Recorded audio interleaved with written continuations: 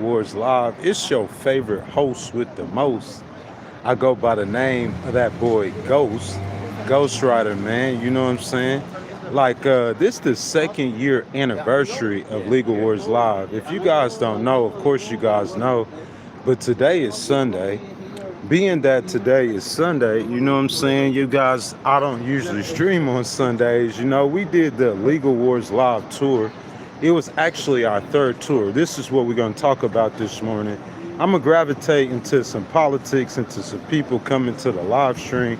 You know what I'm saying? But we're going to talk about the reasons why we started Legal Wars Live this morning. It's a little bit different stream.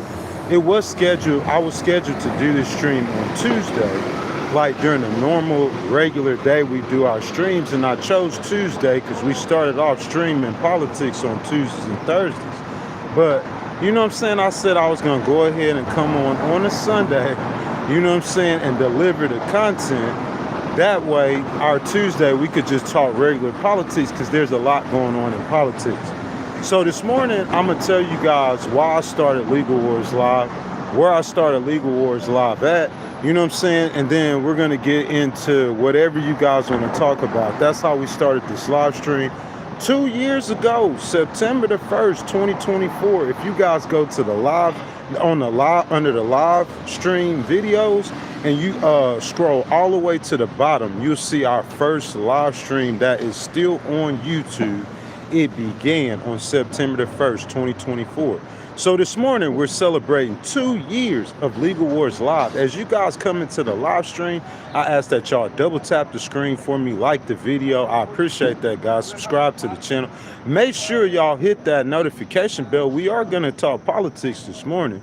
But what I want more than anything else, man, Republicans, Independents, and Democrats, come join the conversation. That's how we started Legal Wars Live 2 years ago. Ain't much change, man. You know what I'm saying? The growth that we need to establish with this channel, getting on, a computer and, us doing the live streams, I could screen share. It'll benefit the channel a whole lot. So I'm not talking about that this morning. What I'm going to talk about, in September of 2024, I decided to come tell a story of winning an appeal in the U.S. Court of Appeals. I didn't think that would be as interesting to people, so I decided to cover politics, okay?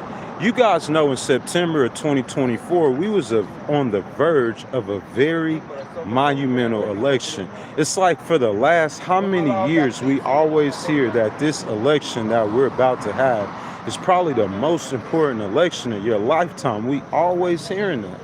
But I'm saying we see what ended up happening, having to deal with Iran, the terrorists, everything President Trump done. You could say in your own mind, in your own heart, that President Trump is just a bad president, and that's your opinion. And you're entitled to your opinion. You know what I'm saying? And you saying that he's a bad president, I'm saying, like, I know that it'll offend some that won't offend me. That's your opinion. I travel all over this country hearing all kinds of people's opinions on politics. What I'm saying, whether or not he's a bad president or not, I'm saying America had a lot of important decisions. We still do. We are on the verge of the greatest industrial revolution of our time. We might be in the middle or in the beginning of World War III. There's a lot of things about our history we don't know, that these years that we're living in is monumental and very important. So in 2024, we were looking at one of the most monumental elections of a generation, of a lifetime. I don't care. Like I said, you might just say, Ghost, you tripping. President Trump's just a bad president. That's your opinion. You see what I'm saying? You understand that? That's how you feel about that. But when I started Legal Wars Live in September of 2024, I started this live stream in support 2 years ago of VP Harris for president. President Trump had ran for president 2 elections prior, and I never voted for him. I never supported him. You know what I'm saying? I told the story about me being in my political science class in, in 2016, 2017, and 2015, 2016, and talking to my political science teacher. He was a really good teacher. I'm thinking about one professor, excuse me, in particular at the University of Southern Mississippi, and talking to him, he was telling me that he saw the electoral map. It was a great chance that President Trump would be the next president of the United States. And I basically told him I thought he was smoking crack. I said, man, President Trump don't even think he gonna win. CNN wasn't saying President Trump gonna win. Fox News wasn't even saying he was gonna win. Everybody thought Hillary was gonna win. But we see what happened. President Trump pulled a magic trick out the hat and he became the president of the United States. We're going back to September of 2024, though, celebrating the 2-year anniversary when we started this live stream. The reason why I supported VP Harris, and we're going to start talking some politics. So once again, first of all, if you're on a cell phone, as y'all come into the stream, excuse me, I ask that y'all double tap the screen for me. If you're on a cell phone, like the video, subscribe to the channel. Make sure y'all hit that notification bell. Most importantly, Republicans, Independents, and Democrats, we trying to get the conversation started this morning. We finna get into politics. The reason why I supported VP Harris for president and why I started this live stream, I did that because I looked at the chessboard and I just did not believe that President Trump would be able to handle all the problems that I seen in the world. And I already told you guys, y'all could scroll all the way down 2 years ago, September the 1st of 2024, whenever I first started doing the live streams. Y'all could look at the titles, y'all could get the AI descriptions, and I'm telling you, that's why I did it. Look, this is what I told the audience 2 years ago.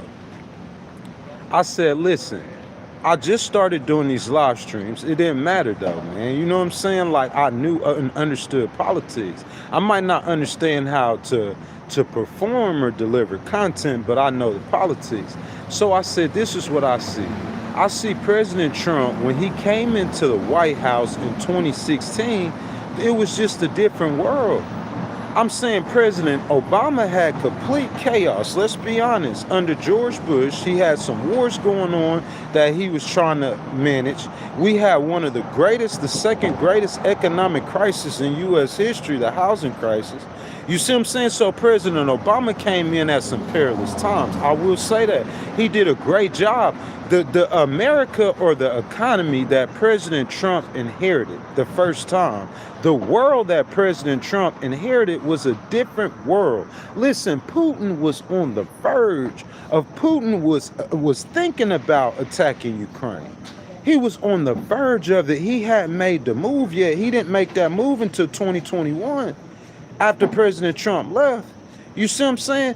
You had a war at that time in Afghanistan that was still going on, so President Trump was dealing with that. I remember President Trump dealt with a situation in Syria before with Russia when he first came into office. You had Kim Jong-un trying to get a nuclear weapon, but Kim Jong-un ended up getting a nuclear weapon. But we see that to this point, you know what I'm saying, there wasn't any major consequence of that happening. But I'm saying the world that President Trump was governing in, or was coming into the White House, or was running for campaigning for office and for president in 2016, it was just a different world. And I'm saying largely in part, I don't care what no one say. And I heard James Tellerico say this on the Breakfast Club. Y'all shout out James Tellerico. He running for that Senate seat down in the state of Texas. I heard James Tellerico say this on the Breakfast Club. He told Charlemagne, he said, listen, he said most Americans, he didn't say himself, and that's what all y'all Democrats, y'all need to do this. Y'all need to learn how to do this. The American people want to hear you tell the truth. He said most Americans in 2017, 2018, and 2019, they enjoyed the economy that President Trump provided for America. How many of you guys could say that's true? I remember those times, man, prior to COVID. I remember was that 2019, I believe. I was working for Walmart Distribution Center in Robert, Louisiana. This might have been 2020. It was after COVID. I quit that job, bro. I had another job paying just as much in a week. And I was making a little bit of money, man. So I remember economy President Trump, the wages under President Trump in his first administration for Black Americans increased dramatically. In 2017, 2018, and 2019, on his first term, if you don't believe me, go look it up. The wages for Americans in general increased dramatically. 2017, 2018, 2019, we looking at a GDP over 3% growth. You know what I'm saying? Record numbers in the economy, but then COVID happens. And I'm saying this is where the discernment comes in at. I mean, the Americans, they remember 2017, 2018, 2019, and their recollection of what President Trump produced was correct. I'm telling y'all, even in 2024, y'all, when I first started this live stream, I started this live stream with the discernment to be able to see that the world was different in 2024 than it was in 2016. It was a different world. And look, I looked at how President Trump managed COVID, and in large part, all of us would say it was a ginormous mismanagement of COVID in 2020, which led to President Biden getting elected. That's what the majority of Americans would say. Wouldn't you guys say that? And I'm saying, I'm looking at President Trump's leadership skills and abilities on political issues. I'm saying this clearly now, but I didn't say it clearly back then. But on business issues or issues pertaining to money, like getting $18 trillion invested in America, he's going to do that better than any other president. He's the only business president. He's capable. If you're talking about tariffs, if you're talking about anything to do with business and money, as a matter of fact, we're doing a live stream tomorrow, because the thing is, we have to caution President Trump not to focus too much on money, because America is not for sale. America is not wholly a business. In part, as the executive, as the president, yes, some parts of America do run just like a business, like a corporation. That's what a municipality is basically a corporation. But you got to understand the difference in governance, in politics, and people. And I understood that. So I seen how when he dealt with COVID, that was a situation that's different than just a business deal. Listen, we saw President Trump, and when he first came into office, we saw President Trump, he was, and I said this yesterday or the day before, he used to comment on every single little issue that's happening in America. He did not understand what being a president was.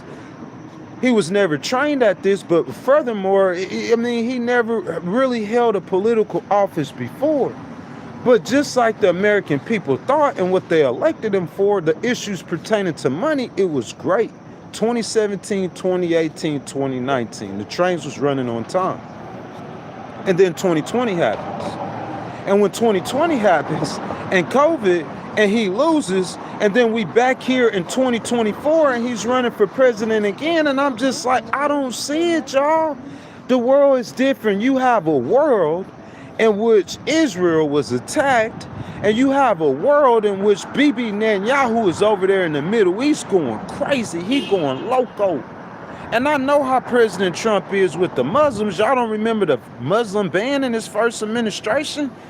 You know what I'm saying? Not saying that he has anything against Muslims, because he make a lot of money in Saudi Arabia, Qatar, the other nation, Trump International with the Muslims. But I'm just saying certain, and I'm saying I already know what time it is, man.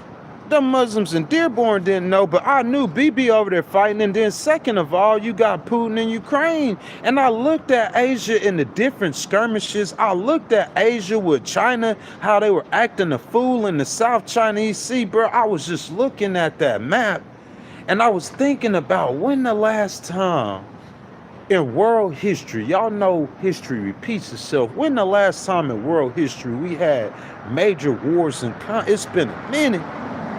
And I'm saying, I told y'all, heard me, go back and scroll 2-year anniversary of Legal Wars Live. Y'all go back and check out 2 years of doing live streams. September the 1st of 2024. I said, y'all, Asia is on fire. You have a female who is the sitting vice president. She is the sitting vice president. She's presiding. Listen, President Trump said, hey, y'all, don't listen to what Ghost is saying, figuratively speaking. for all my clowns in the live stream. President Trump said, hey, listen, I'm trying to tell you guys that VP Harris, she ain't the move. She don't know what she doing. Joe Biden and them, they don't know what they doing.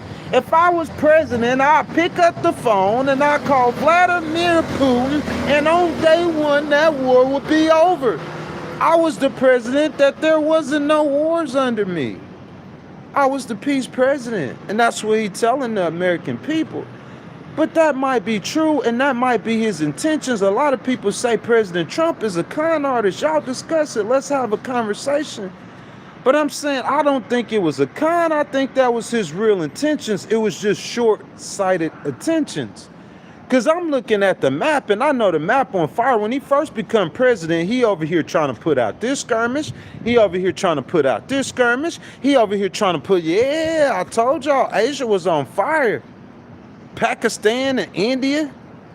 You understand what that is? India got the most people in the entire world. India got more people than China. You talking about nuclear armed nations in Asia. You need leadership. This is stuff that hadn't happened in the world in a long time, and we need leadership right now to ensure the peace and safety of the human race. You talking about nations that big and powerful with nuclear weapons. Nations all over the world, Africa, they getting in skirmishes. This happening right before President Trump becomes president. But what you got to think of, the second most powerful, what we thought at the time, nation in the world, the most powerful, what we thought at the time, nation in the East went to war. Russia was at war. You don't understand the bilateral relationships Russia have with all the nations almost in Asia. It's like America is at war. And think of it, if it was a regular situation, you got like President Obama or President Biden as president, and the United States go to war. Think of all the relationships. I don't know what President Trump is doing with Canada. But Canada would be the first nation, if you look at the recent American history, that would be lining up with America to go to war.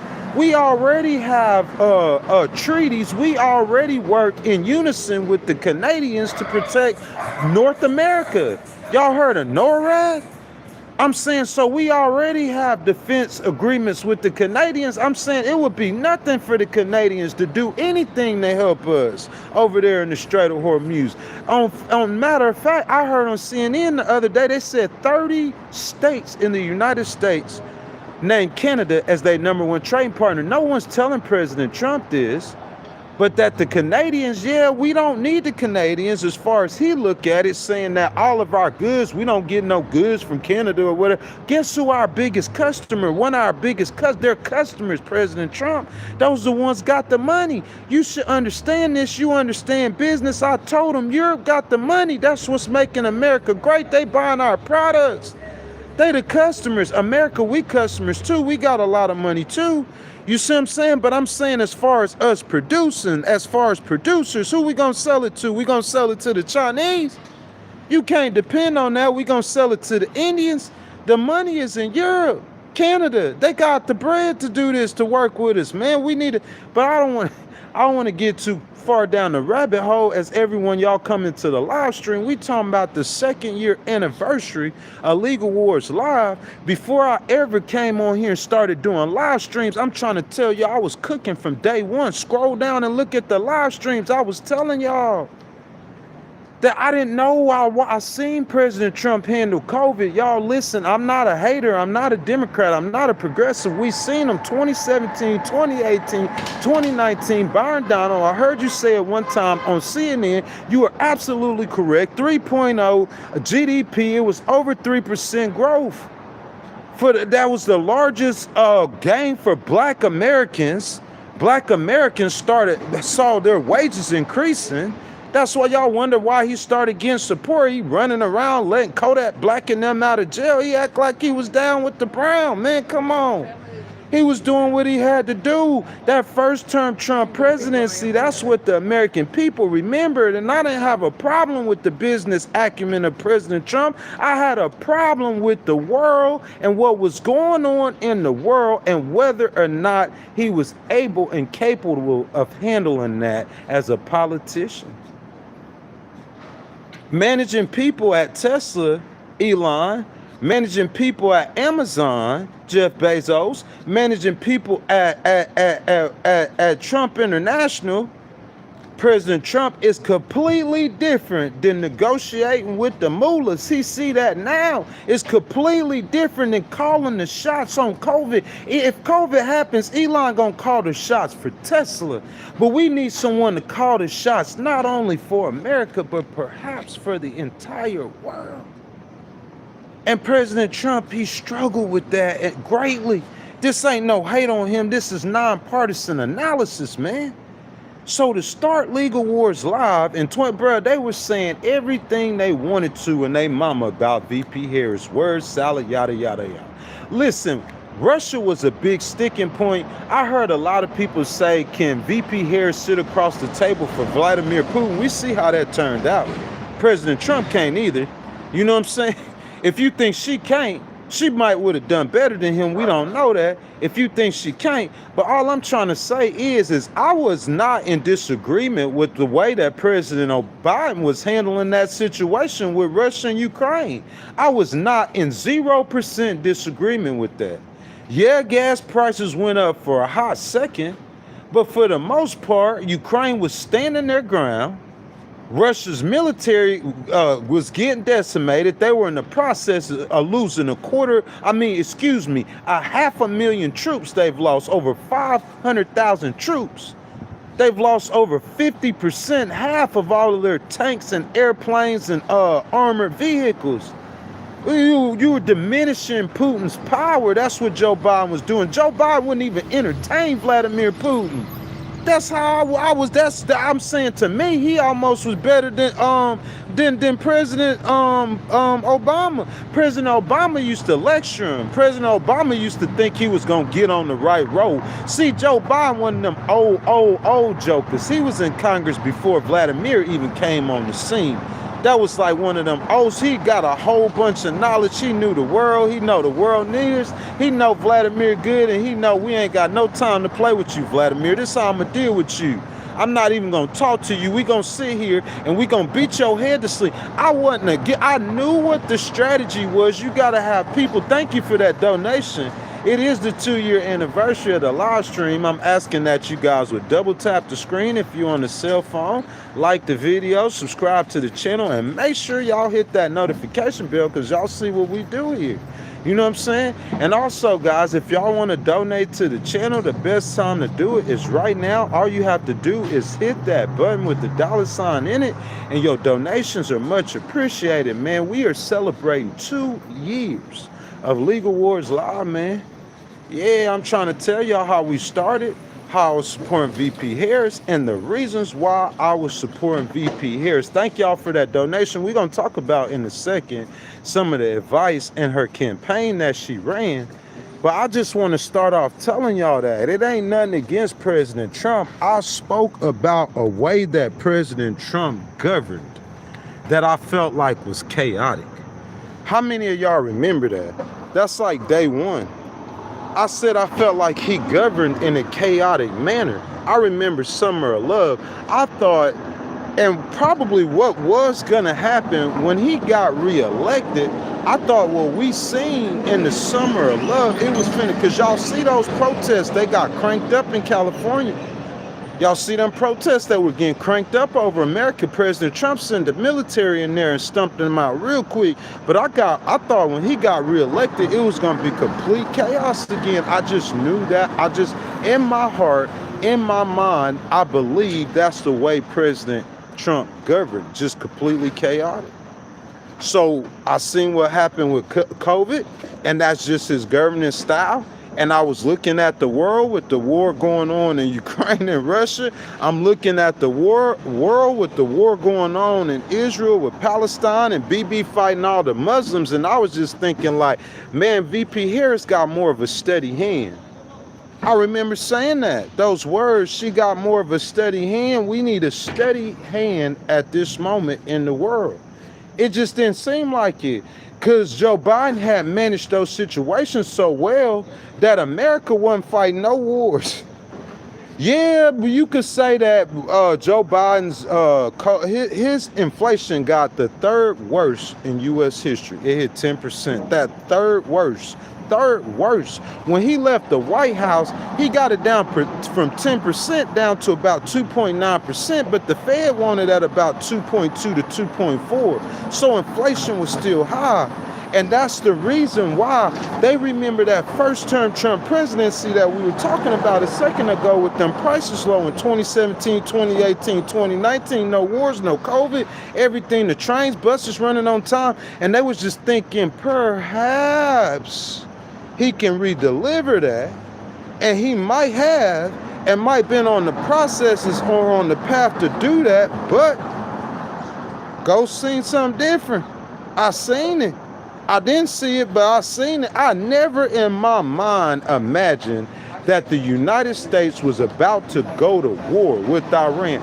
Tell me how many people in America in November 2024, when they went in any voting booth, whether they were voting for president, Congress, whatever they vote for local mayor, how many people going in the voting booth and they said, hey, that we were finna go to war with Iran? How many people y'all think did that in November 2024? Nobody. I didn't foresee that coming. But I'm just saying, I know with the way that this man governs, that's the spirit of discernment. I know with the way this man governs and with the conflicts that's going on right now currently in Asia, to me, in my mind, just those two things, it just didn't I wasn't feeling it. I just wasn't feeling it. And I thought VP Harris was a more steady hand and she would have been better equipped to deal with the problems. VP Harris, hold on a second, y'all. If you guys haven't liked the video, y'all go ahead and like the video, double tap the screen for me. Make sure y'all subscribe and hit that notification bell. It's a beautiful Sunday morning that the Lord has made. We will rejoice and be glad in it on the Upper West Side of Manhattan, here in the greatest city on earth, New York City.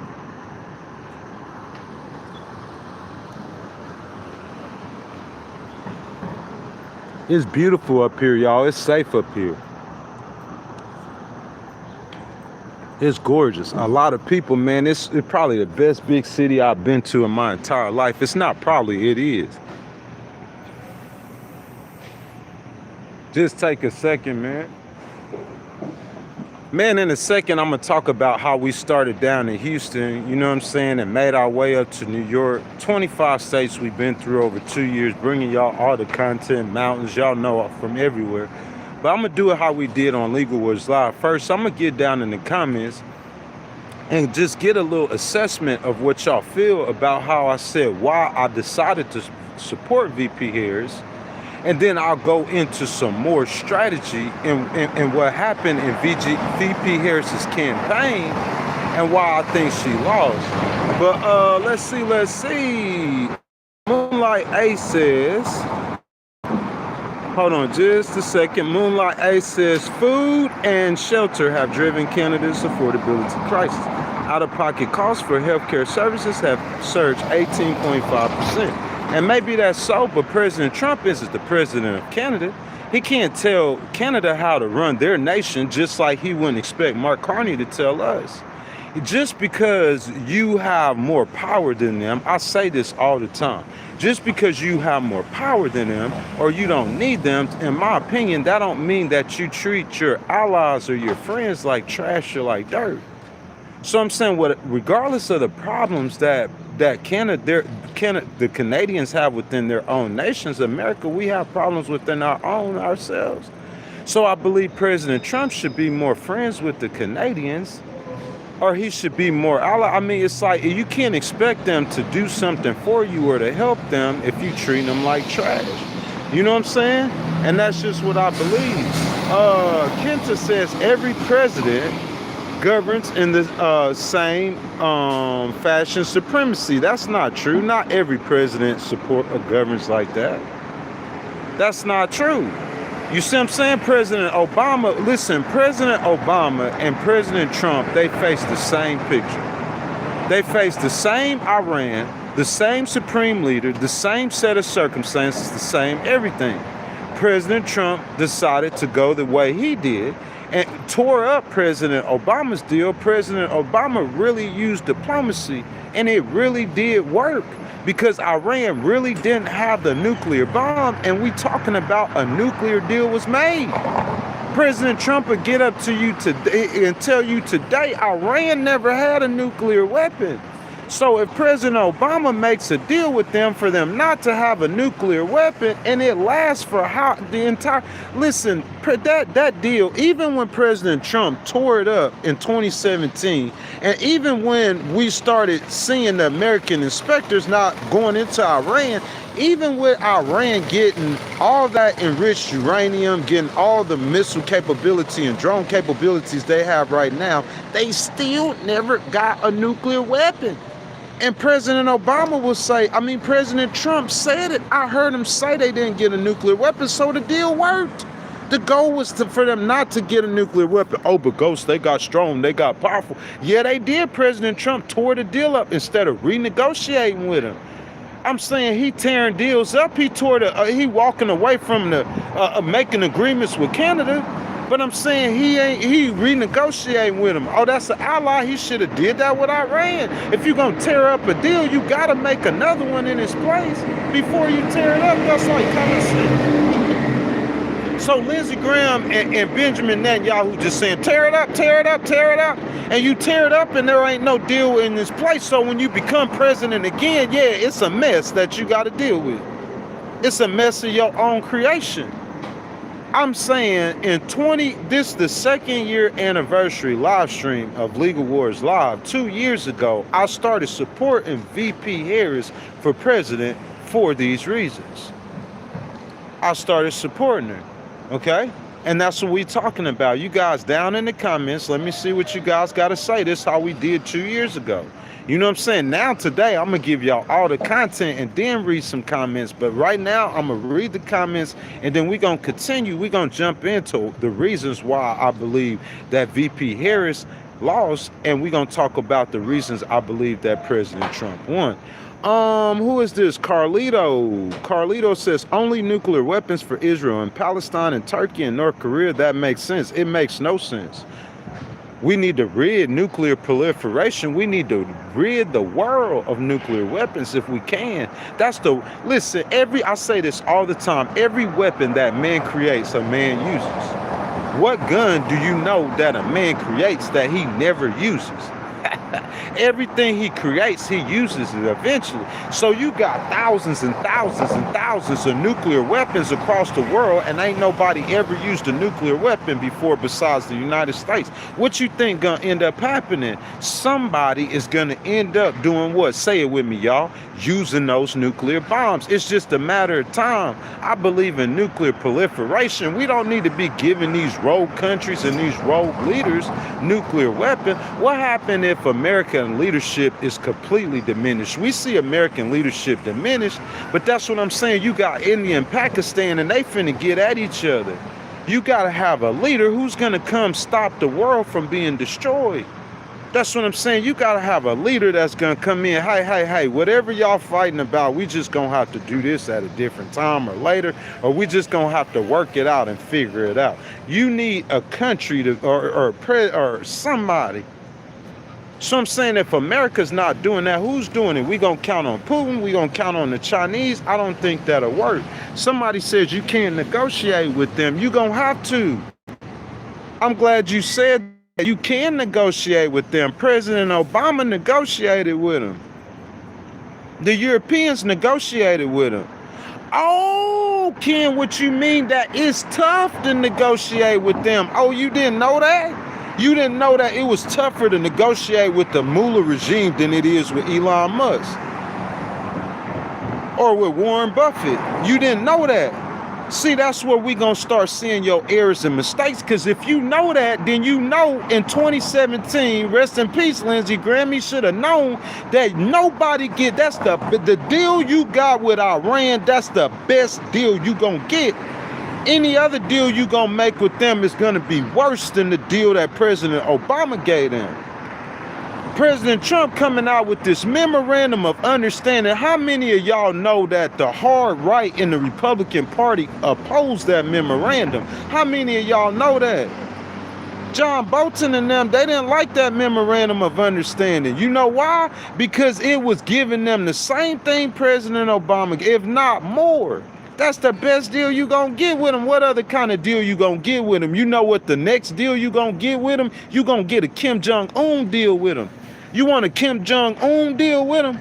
Because Kim Jong-un got his nuclear weapon under President Trump's watch. So I'm saying, what other deal you gonna get besides what President Obama got? The next deal you gonna get with them is that Kim Jong-un deal. And they gonna end up with a nuclear weapon, Israel, and that's gonna be the end of the world, because Israel not letting Iran get a nuclear weapon. They gonna wipe them off the face of the map. I'm telling you, not with Bibi. Not with Bibi. Israel got nuclear weapons, boy.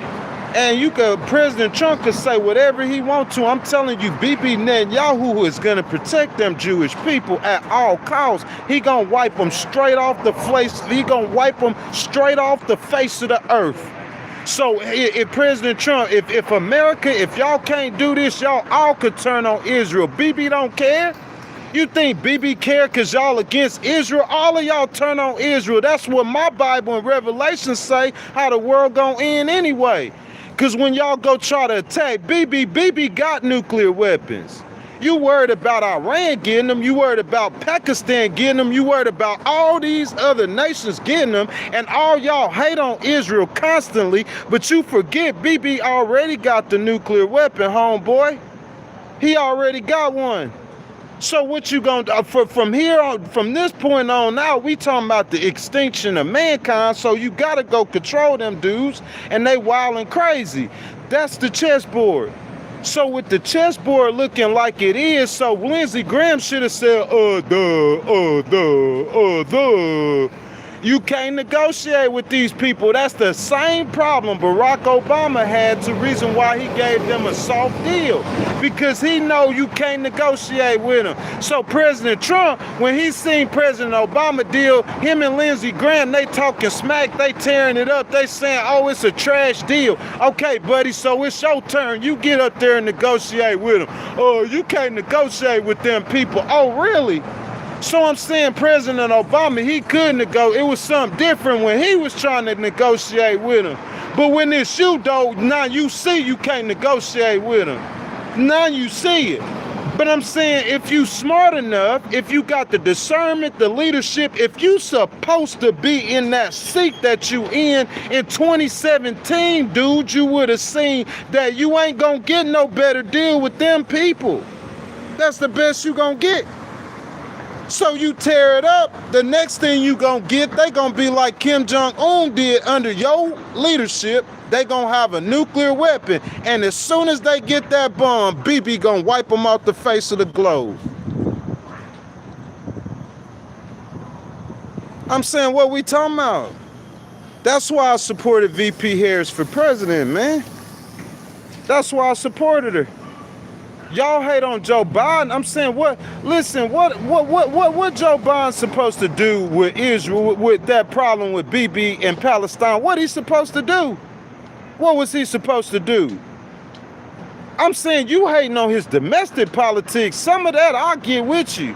The immigration, if you talking about inflation, if you talking about some of his domestic politics, I'll get with you. But you talking about in foreign politics. So with Benjamin Netanyahu is dealing with Hamas in Palestine, tell me real quick, what Joe Biden's supposed to do about that? What he was doing, stay out of it. That's how you don't get the Strait of Hormuz closed. You got to understand what America's position is in the world. America is mama and daddy.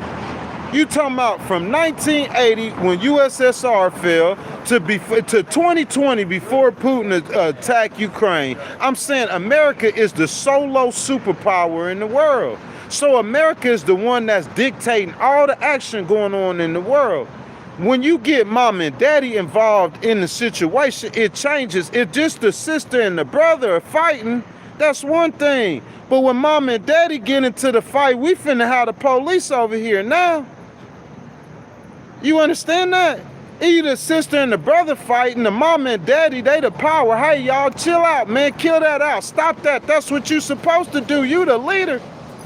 But I'm saying, if you go getting involved in the fight, mom and daddy, the next thing we finna have, we need to pick up the fight. And while we got a domestic violence situation, you see what I'm saying? When America gets involved in situations like that, it's like he don't have the people around him.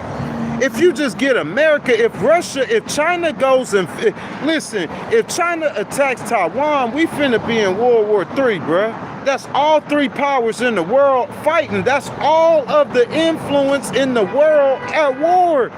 So all these other little nations, they gonna start and you don't understand how that works. I just get that. And I seen that chessboard and I seen VP Harris and she was vice president and they foreign policy. I didn't see what they were doing wrong. What he doing wrong? What Joe Biden doing wrong for helping Ukraine against Putin? What he supposed to do? Go send soldiers? I'm saying what President Trump has done different in Russia and Ukraine than Joe Biden was doing. If anything, he done made it worse. He ain't made it better, he made it worse. The only thing he did to make it better is let the Europeans handle that conflict. As long as he keep his nose out that conflict and let the Europeans handle that, then Putin gonna lose. I could promise you that. Because them leaders in the Europeans, those are real politicians. They know how to handle crises. President Trump, these crises, it's outside of his realm. I'm saying he trying to listen to politicians and like John Bolton and Lindsey Graham, and you listening to them, but these dudes really, they ain't got the answer either.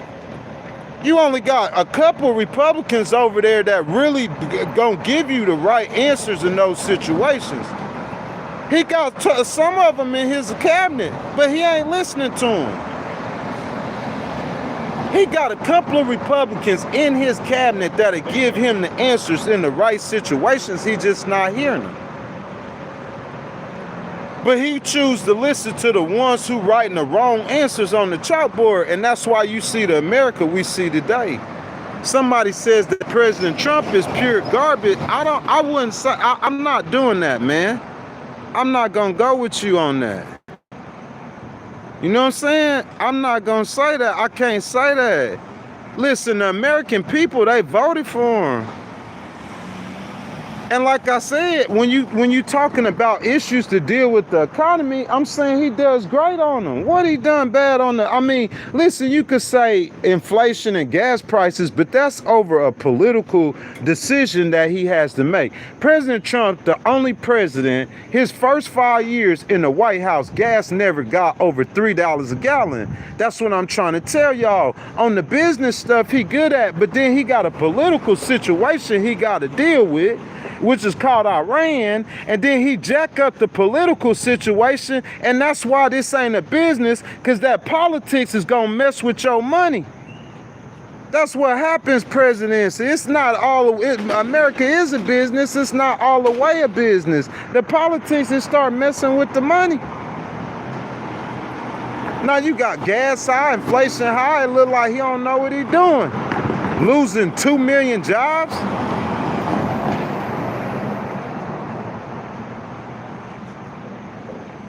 I'm saying, think of America. I don't care, Republican, Independent, and a Democrat. If you're a Republican, you don't even want to hear this. Think of America if VP Harris was president. Because regardless of what you say, and we finna switch, because I said this, and this is the biggest reason why that I don't believe she won, and the biggest reason why J.D. Vance might not get that Republican nomination, depending on who run it, because you got to separate yourself from an unpopular president. So we talking about her campaign. So after September, I think if you guys look at the live streams, this was late September, early October. VP Harris is a great person, man. She a good human being. She a real nice lady, and she's real loyal. But the American people, ain't no love lost in politics. The American people, when they looked at VP Harris, they saw another Joe Biden administration. When the American people looked at VP Harris, they saw 20 million more Americans coming into 20 million more illegal immigrants coming into America in the next 4 years. When the American people looked at VP Harris, they saw inflation still being high. When the American people look everything bad with Joe Biden, the American people, when they looked at VP Harris, they saw the same thing in him. And I know this is the discernment. We talking about 2 years of legal wars live. 2 years that I have been giving y'all this discernment. And I'm talking about we are in October now. I'm supporting VP Harris. I'm coming on the live stream, supposed to be talking strategy. And I'm saying, I don't know why this woman is not separating herself from Joe Biden. I think she went on The View and she did an interview. And I love VP Harris to death, man. This ain't got nothing to do with this. This just gonna help you when you run for president in 2028. It needs to be said. I done said it before. She went on The View and she doing the interview, and I forgot which one of them it was, and they asked, what you gonna do different than Joe Biden? And she ain't saying got nothing different she gonna do. I'm like, man, who running her campaign? They said David Plouffe running her campaign. They said he ran President Obama's campaign. Oh, you ran President Obama's campaign? I'm saying, sir, can you see President Biden's approval numbers? You see how much disdain the American people got in his administration, and you get an opportunity to get another person to replace Joe Biden to run for president, so you get a fresh face, so you need to run a fresh race.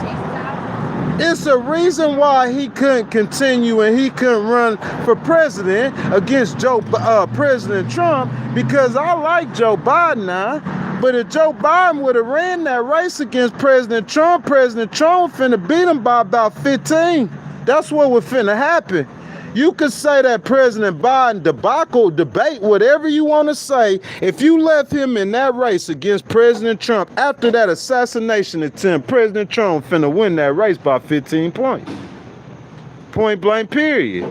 So you got an opportunity to get a fresh face. You got VP Harris, here come VP Harris, and she sit down on The View in the chair, and as unpopular as Joe Biden is, they ask her what she'll do different than Joe Biden, and she's saying nothing. So when the American people looking at you, because you the vice president, but largely a lot of them don't know you, but when they looking at you, they thinking you finna give them the same 4 years of a 30-something% approval rating. I'm saying, who running your campaign? How many of y'all first time they remember? I'm like, nah. And I start saying VP Harris got to separate herself from Joe Biden. See, there were problems you wouldn't be having if I was he, because I'm going to be telling you that I ain't got to wait, or David Plouffe, you ain't got to wait to see CNN. They finna break it down in the analysis, and you ain't got to wait for that. You got this on your team. And I'm saying on your team, I'm sitting here telling you that, hey, nah, what you talking about? You got to go out there and say, I'm not finna govern like that dude. You a fresh face. You can't have people saying on here saying that, hey, she's a different person than Joe Biden. I was trying my best. You know, if I worked for her something, if I had the microphone and attention of American people, I could definitely convince them. I could argue good. But I'm saying she a different person than Joe Biden. But I'm saying she got to be saying that. They asking you point blank, did she go to the next interview and David Plouffe getting paid $10 million? He ain't fixed it yet. So she on the next interview, polished, they telling her what to say. If that's another thing. It's the way you handling her. That woman, she was the attorney general for the state of California. You ever heard her speak at one of those congressional hearings, Senate congressional hearings? That woman could speak. We see an attorney, dude. What you talking about? We could talk. We lawyers. We know what to say, when to say, and how to say it. But you trying to put her in a box and she can't say nothing. They weren't letting her go do no interviews. She couldn't go on Fox News. She couldn't get no interview. Whoever running her campaign is a complete idiot. That dude's stupid. See, I'm not a Democrat, so I'm going to say that. Either he's stupid or he trying to wreck it on purpose, one of the two. And then you running her campaign like she got 6 to 11 months to run. She only got 100 days to run this campaign. So you got an 11-month campaign. You can't run an 11-month campaign, idiot. If she only got 100 days, you got to condense that campaign. They were still running campaign, like doing campaign stuff like it just Joe Biden can. You just hand her, and she got the same 28% approval rate campaign. It's destined to fail. It's destined to lose. And I'm saying this whole time for 2 years on this live stream, 2 years. 2 years on this live stream, I was saying the whole 2 years. Ain't nothing changed. Same thing right now. We doing the same thing right now. 2 years. 2 years. With any kind of politics going on, and you ask me, I'm gonna tell you how it's gonna turn out. I've been doing it for 2 years. Basically, you could say what VP Harris was saying was right, and I guess you can say in a way what she was saying was right. Because how she said it was going to turn out, that's how it turned out, kind of. You know what I'm saying? The way she running her campaign, hey, if you don't do this, where your vice president pick? 90% of what she did, I agree with it, but the 10% is why you lost. Your vice president pick. I'm saying, man, if you look at Tim Walz, I'm sorry, I don't have nothing against Governor Walz personally. He just not a vice president material. If you look at Governor Walz, you could look at Governor Walz and just tell that he just not the vice president material. He hurt her tremendously. He hurt her. If you look, if VP Harris, you could say that VP Harris, she a woman of color, and then she connected to an unpopular president. It's not like Hillary Clinton when she ran. So you could say she coming in from a weaker position. You should be able to see that. So I'm saying when you go get a vice president, your vice president need to look like he need to be better than you, in my opinion. You don't need to go get some dude that you could drink a beer with, man, and be cool with and kick it with. Oh, all the Democrats like Tim Walz, so we gonna pick Tim Walz. Oh, really? How the American people feel about Tim Walz? Because I look at Tim Walz, and I'm saying I looked at him prior, and I said, he don't look like no vice president. Let me tell you which one of these dudes look like a vice president. Josh Shapiro looks like a vice president. He look like the president. Josh Shapiro, he a different kind of candidate. He in a purple state, which in my opinion, you need Pennsylvania. You think VP Harris would have had a chance of winning Pennsylvania if Governor Shapiro was her vice presidential pick? Do you think she would have had a better chance of winning? I don't care what nobody else saying. I'm telling you what it was. It's common sense.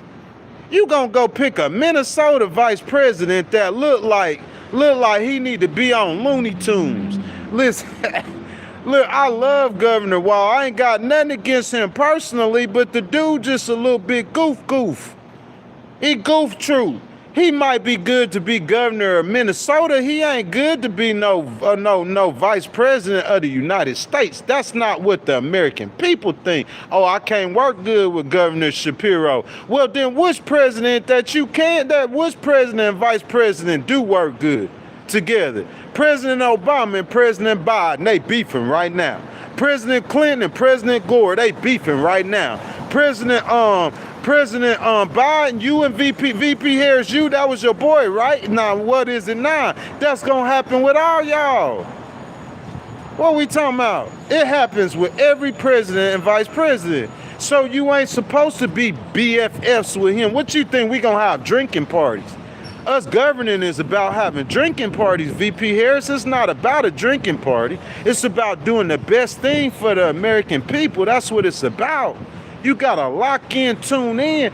I'm saying, look, she a politician. She just a candidate. So she only gonna know certain things. But what I'm saying is that's why you go get strategists. That's why I hate on David Plouffe so hard. David Plouffe, it's your campaign strategists, the ones who got y'all Democrats in the situation that they in. Because I'm saying that I just gave y'all 4 things that he done in the campaign that to me was just dumb, straight retarded. I didn't even like the pick of the states that he was sending her to in the time she was going. I didn't like none of that. I would have did all of that. I heard him come on Pod Save America, and he said that all you could do with a candidate is get them up a point or half a point. All he could do was, you don't need to be a campaign manager, buddy. That's how I felt. Because I felt like, nah, bro, we could do more than get her up a point or half a point. We could win this election. That's what I felt like. But you know what I'm saying? What happened was something completely different, you know? If you guys haven't liked the video, double tap the screen for me if you're on the cell phone. It's free to show love, man. Subscribe to the channel. Make sure y'all hit that notification bell. It is an absolutely beautiful August the 30th morning, out here on the Upper West Side of Manhattan, man. And this morning, good morning, Moolah. We are celebrating this morning 2 years of Legal Wars Live here on YouTube. Guys, we've been streaming for about 55 minutes on a Sunday, guys. I'm gonna give y'all 28 live streams 28 live streams in 31 days this month. We ain't even on tour, man. Still dropping the content. No videos, bro, all live streams, 28. I'm talking about we did 60 videos this month, and we not even on tour, man. You know what I'm saying?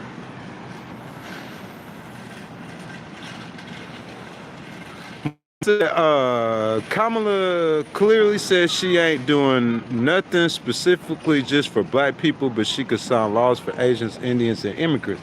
See, President Trump, he played on that. That's another thing, and made it about race.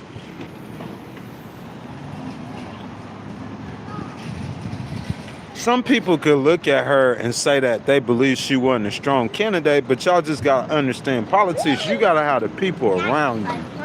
If you got the right people around you, they gonna be telling you the right things, and you gotta trust the words that they saying.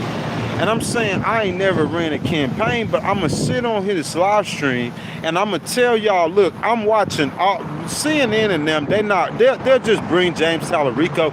They'll bring the state candidates on, but they really doing national elections, okay? So I'm saying but I'm watching everything happening in Texas. I'm watching the major stations in Houston, the major stations in Dallas, everything in Texas, and I'm listening to them. And I'm saying, I'm hearing y'all's analysis and I'm hearing y'all talking, and I'm saying, to me, y'all just not. I'm going to tell you, it's over 1.8 million people finna go vote in the Democratic primary. They ain't saying nothing like that. Nowhere close. I'm going to tell you that the Democrats going to outvote the Republicans. They ain't even thinking like that. Nowhere close. That's what I'm saying. So I'm saying, I'm looking at in the state of Texas. I'm saying, so they said he ain't never ran a campaign no more for Jasmine.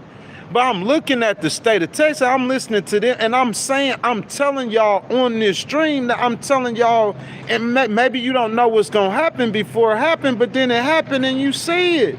So I'm saying, if I'm able to tell you that this is gonna happen before it happens, then imagine if I was with that Kim. It's like they ain't smart enough to put this together. If I'm on this live stream and I could tell you that 2 million people, Democrats, finna vote in this Texas Democratic primary, and more Democrats gonna vote than Republicans, that ain't never happened before. How am I able to tell or see that? So if I could do that and you see that happen, imagine if I was with this candidate and all the stuff I'm gonna be sitting here saying to this candidate, it's gonna change the whole dynamics of that election.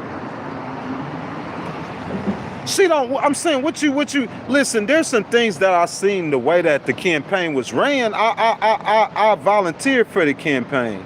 So I'm saying, when I volunteered, it just seemed like it was a little disorganized or unorganized. I'm saying I might have a little business savvy to try to clean that up if I was sitting over there in her camp. But I'm saying this brain right here, ain't nobody gonna beat it, because I'm gonna see everything before it happened. I'm gonna see the whole chessboard out there. Hey, VP Harris, look, this what's going on. This what finna happen. This what... Hey, look, they trying to run. Look, y'all running this campaign this 11 months. We got to condense this. We got to do this whole campaign over to make it a 100-day campaign. We're going to be rolling out something that has never been done in the history of campaigning, because what happened with her, it had never been done in the... I'm saying, what? She ain't separating from Joe Biden. What? You got her, y'all got, when I start hearing them on the internet saying she was doing word salad, I'm going to say to myself, what, bruh, y'all stop telling her what to say. Let her speak for herself. Let her speak. Stop telling her what to say, man. Stop trying to dictate what to let her. I'm sitting here listening to Joe Rogan and them. Joe Rogan talking to the all of America. And I'm saying Fox jumping on that bandwagon and he's saying, oh, well, they ain't letting her talk. We don't know what she really feel. Word salad like a robot. Whatever they saying, okay, then I'm going to correct this right now. I'm going to walk. See, they ain't got no brains. You think you still gonna run some kind of scam? It's like you running an election. This ain't 2008 Barack Obama. It's a different America. You gotta understand that. In this kind of America, this is the America where the American people gonna make you release the Epstein files. They tired of playing with you. So you gotta understand when you dealing with, when I'm hearing Joe Rogan say this, I hear Candace tell, oh, this how they say, okay, hold up. So stop telling her what to say. Let her speak for herself. She can speak for herself. I know she can. I seen her on the Senate floor hearings. Ain't nobody telling her what to say. She's saying for her, let her speak for herself. When I watched her go on The View, I don't need to hear nobody else's analysis. I seen that for myself because I understand politics. I'm like, hold up a second. They asked you what you gonna do different than Joe Biden. As soon as she got off that set, you completely separate yourself from him. I don't care if he like you no more or not. He ain't gonna like you no more in the end anyway. Because when you win the election, you gonna see what he did. He could have done to help you that he didn't do. So you gonna get mad at him and not like him anyway. So we trying to win. We ain't got time for no friend stuff. This the most powerful position in the world. We'll do the friend stuff afterwards. We'll fix the friend stuff afterward. But right now, we got an election to win. Separate yourself from him. The American people, they ain't feeling that. What he talking about, they ain't feel you. Can you not see this? You talking about you trying to be somebody's friend. He my friend, loyalty. What you gonna crash on the Titanic? Oh, I'm on the Titanic. I can't jump off the Titanic because I got to be loyal to the captain. What? The captain finna die. You gonna be loyalty to his death? I'm finna get off this ship. This ship sinking, girl. Let's get off of here. But now, though, you know what I'm saying? You don't want the help. You don't need the help. You want to trust David Plouffe and pay him $10 million. You could have paid me $250,000 and you would have been 47. But you want to pay him $10 million, though. And he don't know what he doing, obviously. We all could see that. Everybody's saying it. Who in politics, they just sitting here saying it. Oh, she can't go on Fox News. What? And I'm sitting here watching Pete Buttigieg. Pete Buttigieg, he might as well become a host on Fox News. And the American people and voters, they seeing this. So this Democrat, he over there on Fox News, he out talking them. He talking them under the table and everything. But the little homo dude, he ain't running for president. She running for president and they ain't letting her speak. She a whole freaking lawyer. This a lawyer. I ain't never seen them stop a lawyer for speech. You trying to tell the lawyer what to say. She need to be telling you what to say, David Plouffe, whatever your name is, dude.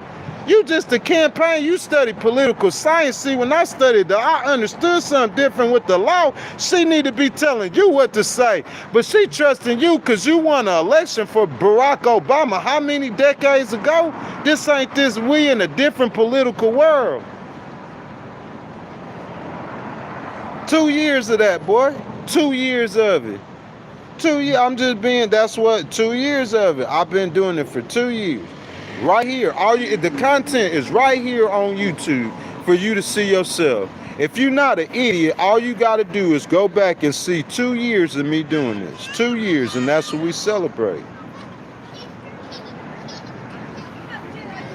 Yeah, Rogan is connected to rich billionaires, but Rogan ain't running for political office. That's what he's supposed to be doing, right? Ain't that Joe Rogan doing what he's supposed to be doing? He got a podcast. He's supposed to get money from rich people and sponsorships. That's what he's supposed to be doing. What are we talking about? He connected to rich billionaires. If you saying that he not reporting the truth, I disagree with that. I completely disagree with that. Joe Rogan, he be telling it like it is. All the rich billionaires that he connected to, why he be getting on Turning, he get Joe Rogan to get on Turning Point USA just like Candace will. Candace played one of his clips. That's how I know this. Candace played one of his clips the other night, last week on her show, and Joe Rogan was on the same turn. He ain't on. Joe Rogan ain't with them dudes like that. You crazy. Joe Rogan, listen, the listeners today on the internet, okay, they want truth. In order for you to stay relevant on the internet today, you have to be delivering you can't go on there. That's why Tucker has to do that. That's why Candace and them, listen, if you look at the top podcasters or the top streamers, not streamers, podcasters in the world, I'm saying they telling, Joe Rogan telling people the truth, Candace and Tucker, they telling people the truth, man. He might be connected to billionaires. What's that mean? Shoot, Legal Wars Live got popping. Everybody gonna be connected to billionaires. That don't mean, no, he cool with this billionaire. He done got famous and now he fake now. He over there eating lunch with Elon now. And you talked about all that smack. He fake now. I'm saying that's the nature of the business. But I'm gonna just be real with you. I ain't gonna let y'all try to act like I'm fake. You know what I'm saying? You coming out here talking about a Black Lives Matter, I'm going to make you be fake. Cause got a 4-year-old baby that just got killed by a black man, then you ain't saying his life matter, I'm going to make you fake. You not going to make me fake. Some of y'all will go on a Don Lemon show or one of those black people show and they going to embarrass you. They ain't going to happen like that to me.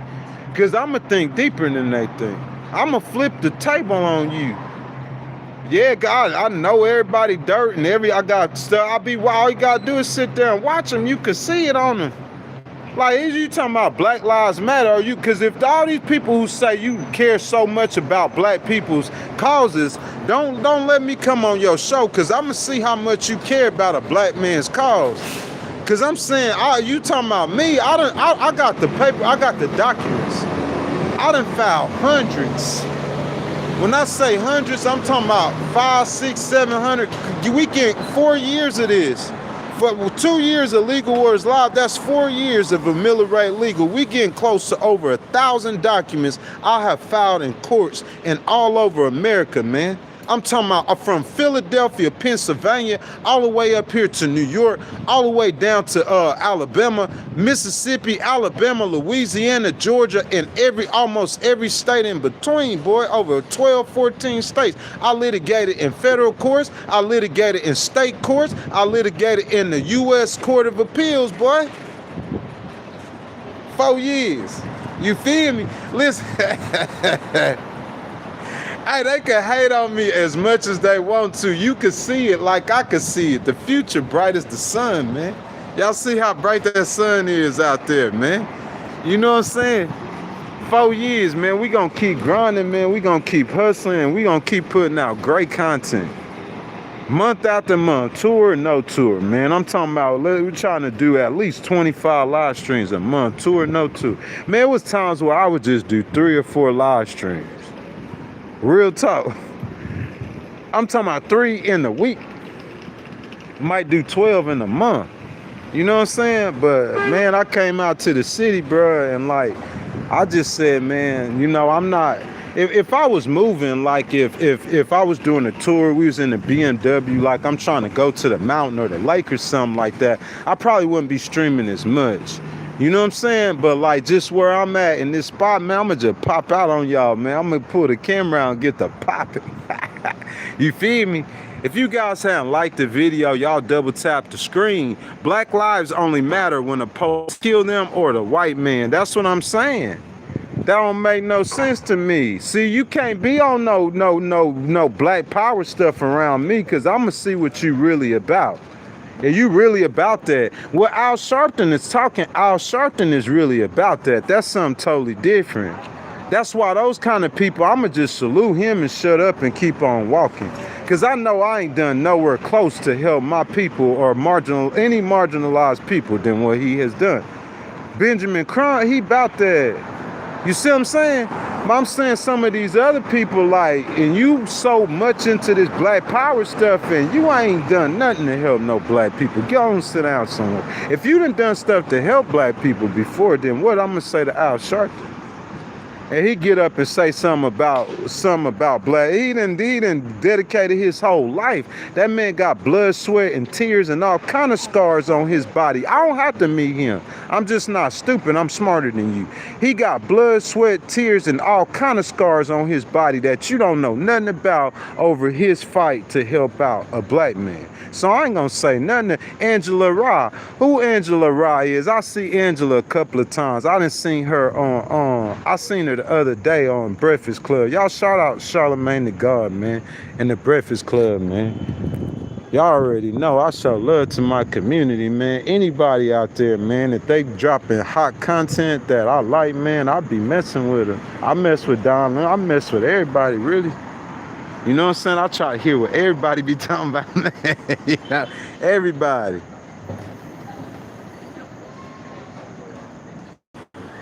Hey, Gigi. As soon as I leave the state of New York and one of y'all get smart with me, I'ma pop you in your mouth. You know what I'm saying? It might be a minute before I leave the state, you know what I'm saying? Shout out to this beautiful city, the greatest city on earth. We don't just say that as a cliche, we mean that. You know what I'm saying? Down there in the South, man, you know what I'm saying? They don't know how to help nobody. They don't know how to do nothing for nobody. And down there in the South, that's why they so poor. But up here in the greatest city on earth, anybody could have a chance at the American dream. You could go down to the bottomest, the hardest, you can, from a point to where you can't get up from. And if you come to New York City, them people, the most broken of all people, they give them an opportunity at the American dream. This the greatest city on earth, boy. That's what I said. Anybody got a problem with it, they gonna have to face ghosts. Real talk. Ain't nobody gonna say nothing about NYC around me, boy. Ain't nobody gonna say nothing about my mayor around me, boy. Real talk. You talk about Zoran, bro. You got beef with me. You got beef with me, though. Real talk.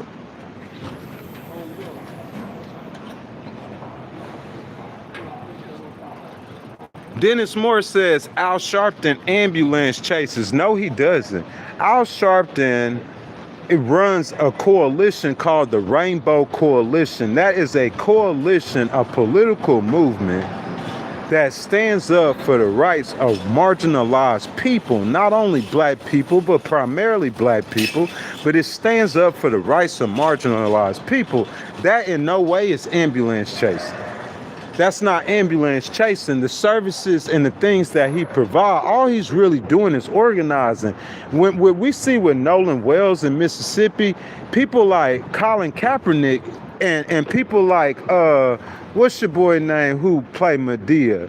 Tyler Perry. You know, a lot of people in the black community who have money, they come and support. All Al Sharpton doing is he's a political activist. He's just organizing.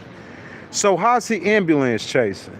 And if we talking about Benjamin Crump, it's no way in the world you could say a man who beaten cities, he's brought cities to their knees, 45 million. He got laws written behind lawsuits he filed. It's no way you could say an attorney is goated as Benjamin Crump is an ambulance chaser. If you say that, I'm gonna get you out the stream immediately. Benjamin Crump is a general, boy. And from where I'm from, we salute people like him. He a great American hero. Kenta said Trump made America great again. Kenta, you smoking crack. What America was great again? What part of America is great again? Kenta, you are smoking that good crack. Kenta, I'm saying you smoking crack and fentanyl. I don't know how your heart ain't stopped yet. President Trump ain't made America great again. Yeah, you could ask him that. He'll tell you that. That's why Jared Kushner meeting with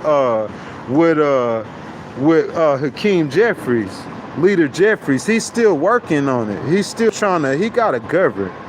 That means he ain't made America great again unless things were better than they are when he took over 4 years ago, in 4 years. Because I'm saying where we at right now, things ain't better than what they were. And that's just fact.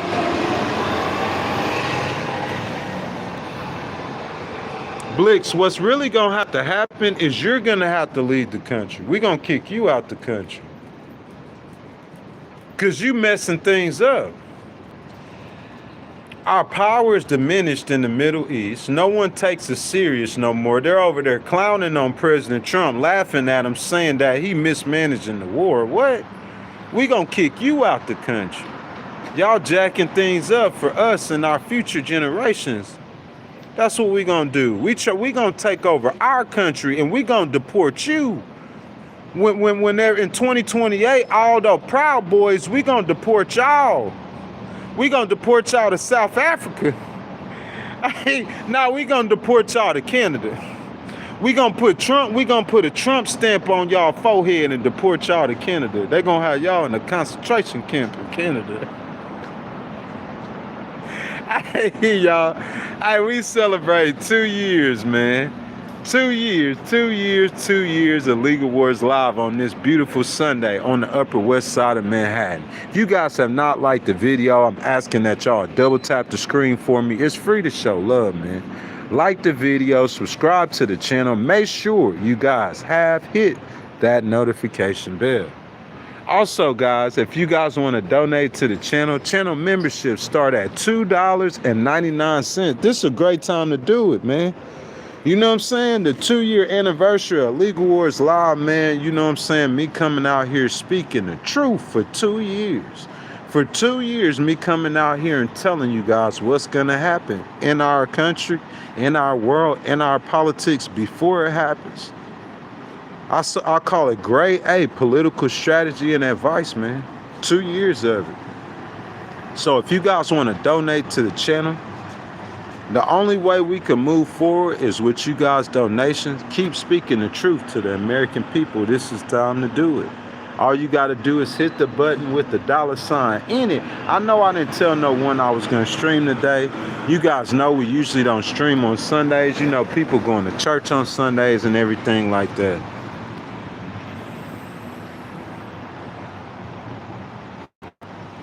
Joe Buckley says smart people don't like me, man. It's not that I don't like President Trump. It's just the way he governs. I don't like the way he governs. No, I don't. And that's just the truth.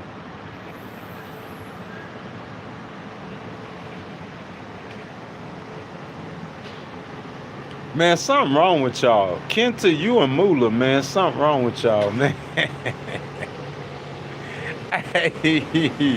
Hey, something wrong with y'all guys, man. We celebrating the 2-year anniversary of Legal Wars Live.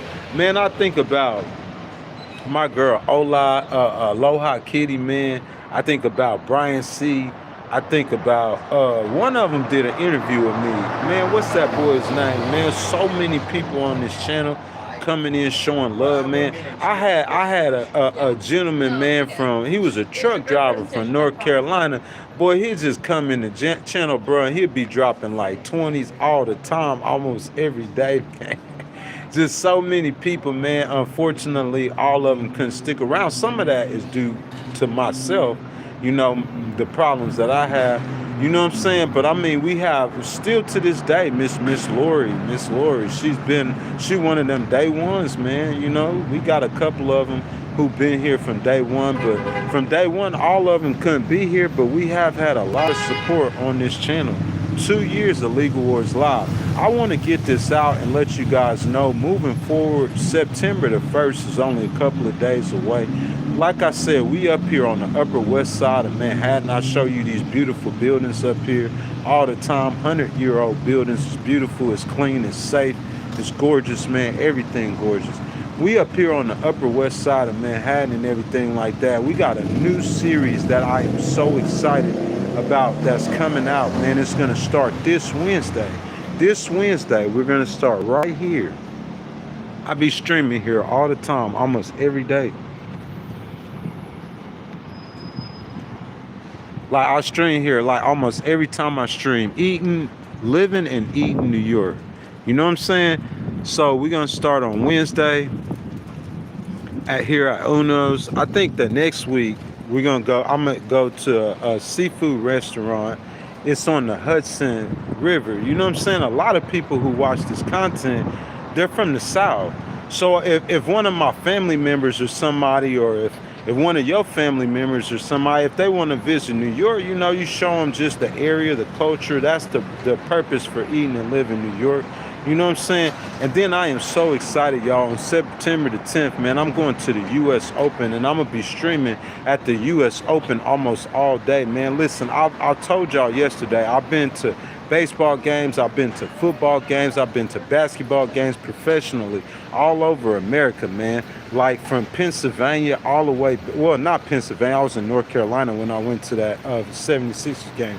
But from North Carolina all the way back to Texas, man. But I never been to a professional tennis match before. So, you know, to not only go to a professional tennis match, but the largest professional tennis tournament or event in the entire world, I think that would be a spectacle to be able to bring y'all on Legal Wars Live, man. And I appreciate all the support, man. You know what I'm saying? Really, over 2 years to be able to do this. Where we at 2 years later from when we started live streaming, and where we trying to go with this live stream in the next 2 years, man. I thank you guys for all the love and support, and that's why I came on the live stream to do the content today, man. We banging it out, man. We banging it out, still chasing greatness. Okay, man said he need a ghostwriter, man. Go ahead and get up in that Gmail account, man. AmillerayLegal@gmail.com. Hit me up. Johnny Boy said if kids ain't learning, then that's on the shoulders of the teachers. Teachers, woke ideology and not math. Well, to a certain extent. But you being a leader of the federal government and the federal government allocating, you have to allocate money on education, right? So I'm saying you got to change it. It's just you can't blame. You got to have a solution for the problem. If you don't have a solution for the problem, who you gonna blame that on? We gotta get a solution for the problems that we have in America. We have to, y'all. And we don't have a solution. Deity of Wind says all tablets and phones wouldn't be the problem if people like Rogan, Elon, and Zuckerberg weren't manipulated. Well, maybe so, you know, but regardless, that's gonna happen regardless. So I'm saying you just got to move on. Look, there's problems that we're going to face in life. You just got to be aware of the problems and finding a solution to the problem. In the middle of handling or solving or dealing with a problem, there's other problems that pop up and manifest themselves that you got to deal with as well. It's all part of life, man. You got to make it all work together. You got to make it come together. You got to make it work. If you running for president, then you are saying President Trump understood the difficulties of the position. He had been president for 4 years. He's coming in as having experience as a president, as a politician. He know how hard this stuff is. There's no excuses for not doing what needs to be done for the American people or not meeting the American people's expectations. There's no excuses for it. You just have to do it. If you able or capable of doing it, it has to be done. And if you cannot do it, you got to let someone else do the job. Listen, only 47 presidents in American history, and I'm saying 47 presidents. Look at over a billion people probably have lived in America. You talking about over 250 years. You know what I'm saying? And only 47 presidents, man. Think of that. You talking about less than 100 people. Everybody wants to leave. I don't want to leave because I want some kind of fame, clout, or ego, or some people's thirst for power.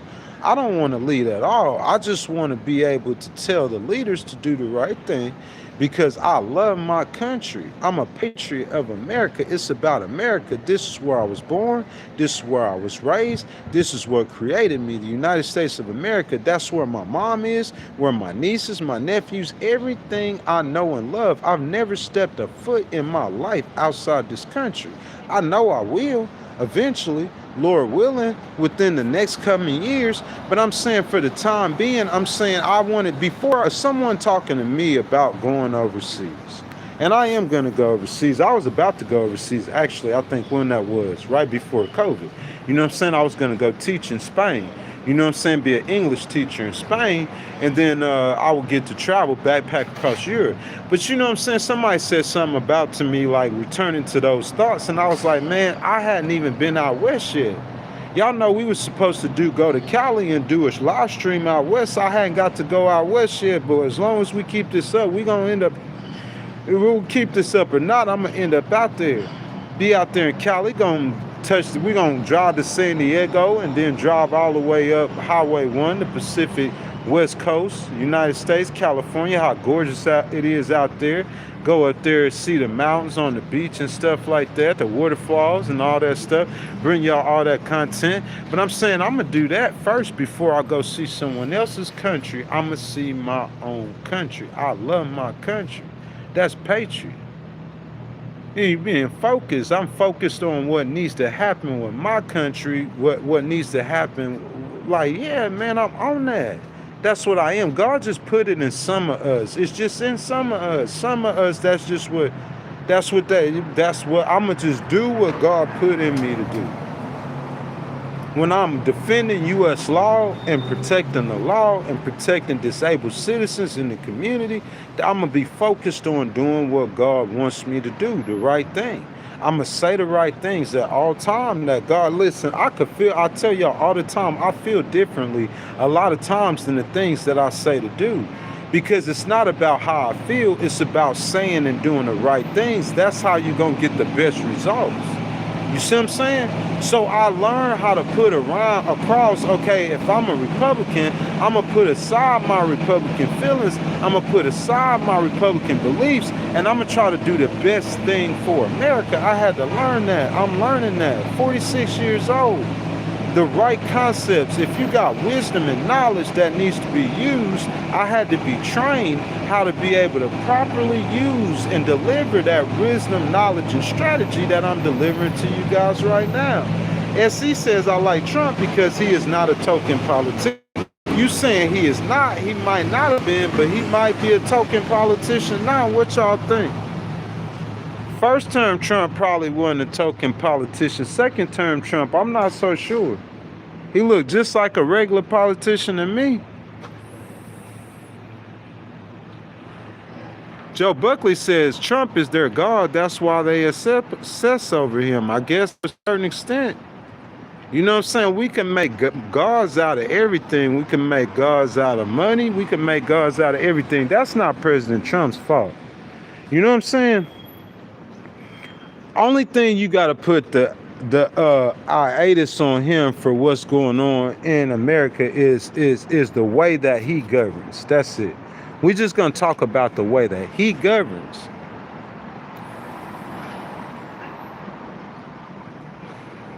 Someone says them racists could, good luck, them racists could have this country. Man, listen, if you got problems anywhere you have problems at, what are you going to, you going to walk away from the problems, or you going to try to solve or deal with them? And you a mama and a daddy. Okay, well, your children are bad. Well, these bad children can have this house. I'm gone. I'm out of here. Deuces. That's not how you handle that. You see what I'm saying? You try to fix your house. We got a bunch of racist people in this country. That is true, but you try to fix your house. You spend your life, you dedicate it, you work on it. You see what I'm saying? All of America is not racist, bro. We all know that. So you can't condemn the whole nation for a few people. That's what I'm saying. You're going to condemn all of America for a few people who are not right, or a few people who might be racist. You can't condemn the whole country for a few people, man. And that's facts.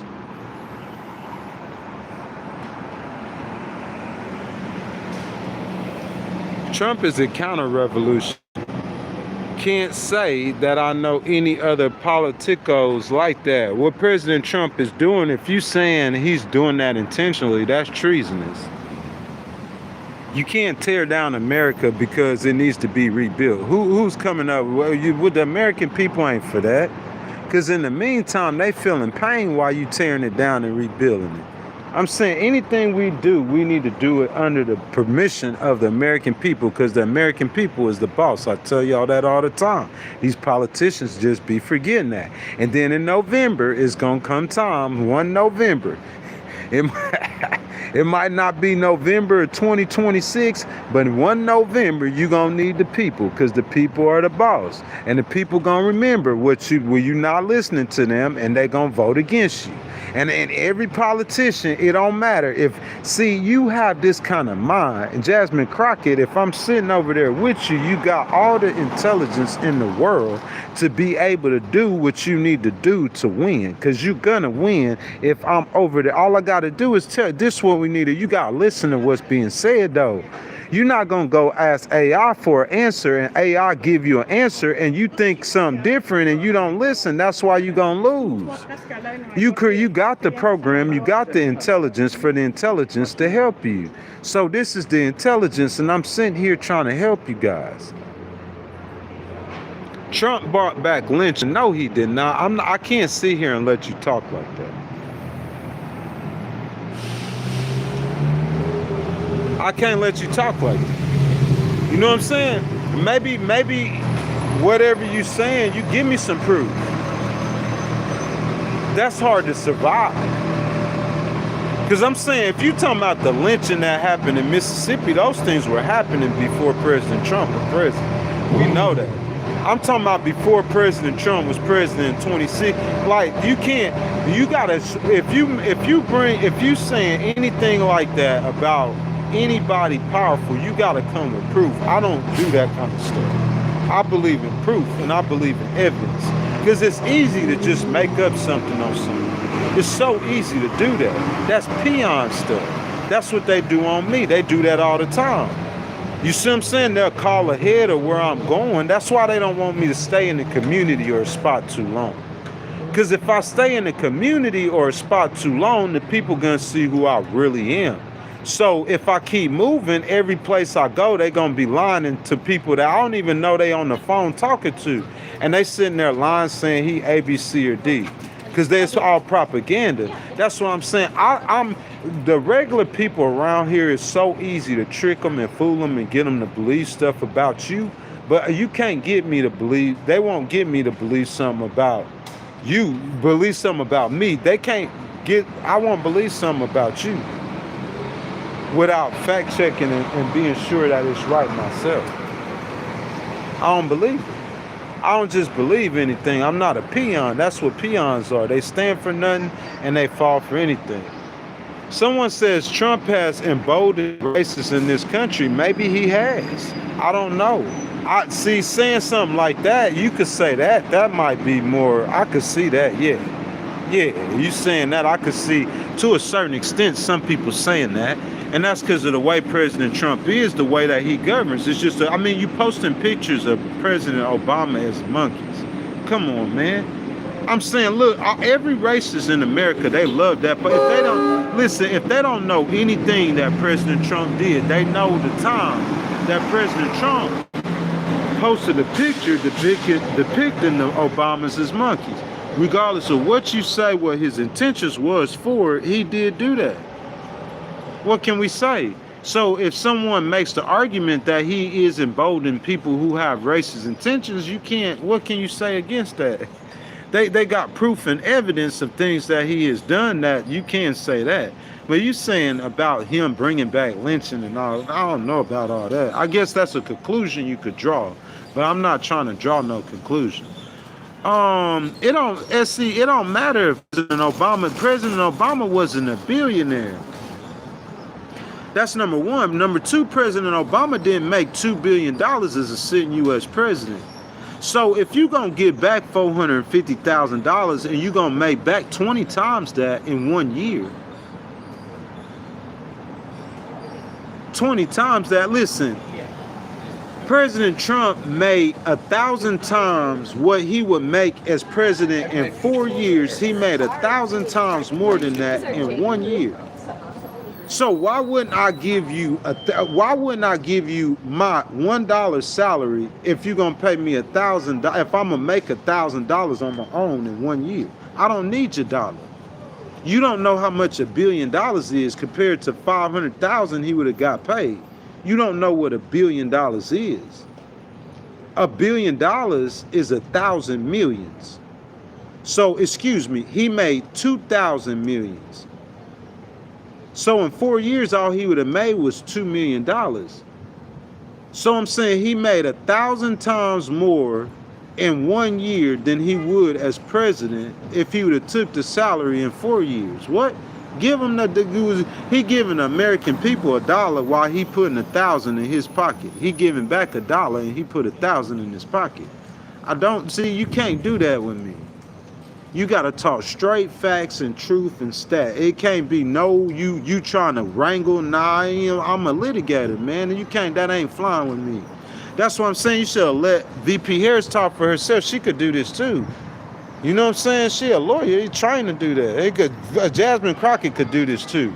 That's why me sitting there till I could communicate with this to them. They'll know how to get out there and handle themselves. It's just that politics part. Jasmine, I don't think she studied politics. VP Harris, she didn't study politics. President Trump didn't study politics. Barack Obama didn't, but he's kind of smart enough, or he has enough wisdom to be able to go get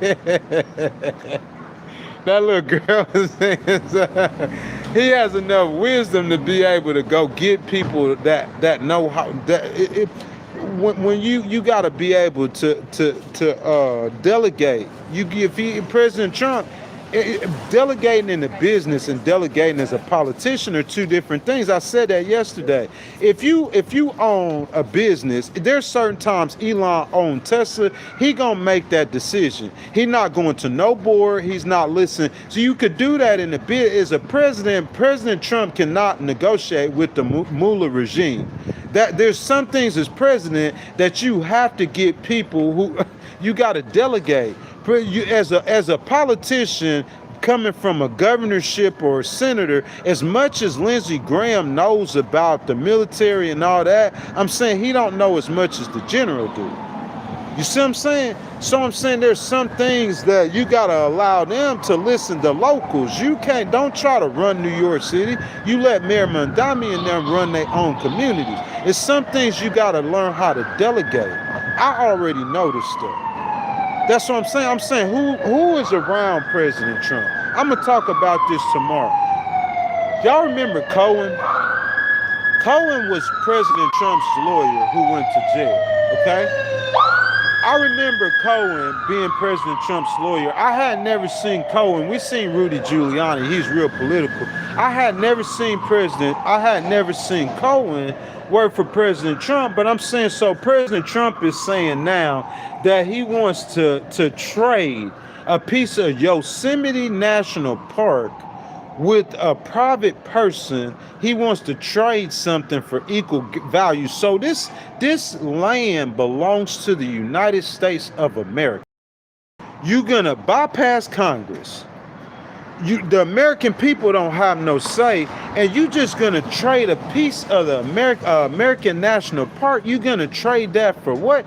See, that's what I'm saying. Like that, he looking at it as like a good business deal or something with business, but that doesn't work as the president. You can't go around trading pieces of national park with private people for exchange. You can't give away or sell America. America's not for sale. That's what I'm saying. Don't make America too transactional. This is a government. He's trying to make America everything, and so he's changing America to work as a business, and it's all for the love of money and greed, so you could get more money. But I'm telling you, if you don't get your politics right, your money gonna be messed up too. You got to get the politics right. You know why the state of Mississippi's money is messed up? Because their politics is wrong. The reason why listen, people in Alabama or people in Mississippi, they up here on the phone calling people in New York, telling them how to run their city and their state. If you from this state or from this city and you on the phone listening to anybody from Mississippi and Alabama telling you how to run your state, if you listen to them and you start seeing stuff going in reverse, you should pat yourself on the back. Look at their states. They don't know nothing about running no state. Look at Mississippi's economy. Who in Mississippi know about running the economy? Because if you got somebody in Mississippi know how to run an economy, why they ain't took over and ran their economy? Ain't nobody in Mississippi know about running no economy. Or the people who know about running it, then they ain't listening to them. But the ones who in power, I don't want to hear nothing you got to say, Tate Reeves, about getting money or running anybody's economy. What do you know about running the economy? That's why they people moving out of Mississippi to New York. That's why people moving out of Mississippi to Houston. That's why people moving out of Mississippi to Chicago. Because Tate Reeves and the Republicans don't know how to run the economy. What I said wrong, Mississippi, that's my state. They in the bottom 5 economically in every category every single year. And has been like that since I've been alive. Bottom 5. You don't know how to run the economy. So you trying to tell these people to make a disabled person go to work. That's why your state is one of the armpits. Because you try to make disabled people go to work. And you up here trying to make them do that. They state ain't no armpit. This is a shining city on the hill. This New York City. This ain't Mississippi, boy. This ain't an armpit. How many people from a foreign country, when they came into the United States, I'm talking about when they had the Olympics this summer, they were everywhere. How many of them went to Mississippi or Alabama? Let me answer that for you, 0. You know where they went? They went to this city. They went to Chicago. They went to the cities who got some sense, who treat people like they got sense. Y'all trying to team up with people in Mississippi. Them people ain't got no sense. Look at they state. They ain't got no sense. They don't know how to run no economy or no government. And you sitting down there listening to a bunch of people in the poorest state in America. But you don't want to listen to them in California. Go to listen to them in Texas. Texas economy ain't bad. Texas all right. Governor Abbott, I know a lot of people got problems with Governor Abbott. Data centers and whatever problems they have with Governor Abbott. But at least you could say his economy is good. His economy is great. Texas economy out of all the states, Texas might have the best economy in America. But I'm saying that's the only Republican state you have that does, and they help people. I lived in Texas. I lived in Houston for 2 years. And the state of Texas, that's what they do. They got a lot of foreigners in Texas. We call them foreigners, but I'm saying Hispanics, you know, they really the majority. So it's like white people, the foreigners in Texas, but they got a lot of different ethnicities in Texas. Their economy is a lot better. They have jobs. They have a surplus. That ain't the move in Mississippi or Alabama. You see what I'm saying? I'm telling you, they know what they doing in New York. They know. I'm talking about, because what I'm going to do is I'm going to create magic. I mean, if you got somebody smoking fentanyl, crack, snorting cocaine, and they riding off the system, that's one thing. That's not who I am, though, homeboy. I got degrees. I got 169 college credits. You understand that? I'm saying I litigated cases in 14 different states, in state, federal, and county court. I want to appeal in the U.S. Court of Appeals, so I'm not them. So what I'm trying to tell you is you give me that opportunity. I'm saying I'm going to make something out of that. Like, well, you give me a luxury high-rise, a luxury apartment in New York City with a Miller Ray legal, boy, I'm going to make that. I'm going to bang that. With Legal Wars Live, we going to bang that, boy. You know what I'm saying? We going to be live streaming from a luxury high-rise apartment in this beautiful city. Yeah, baby.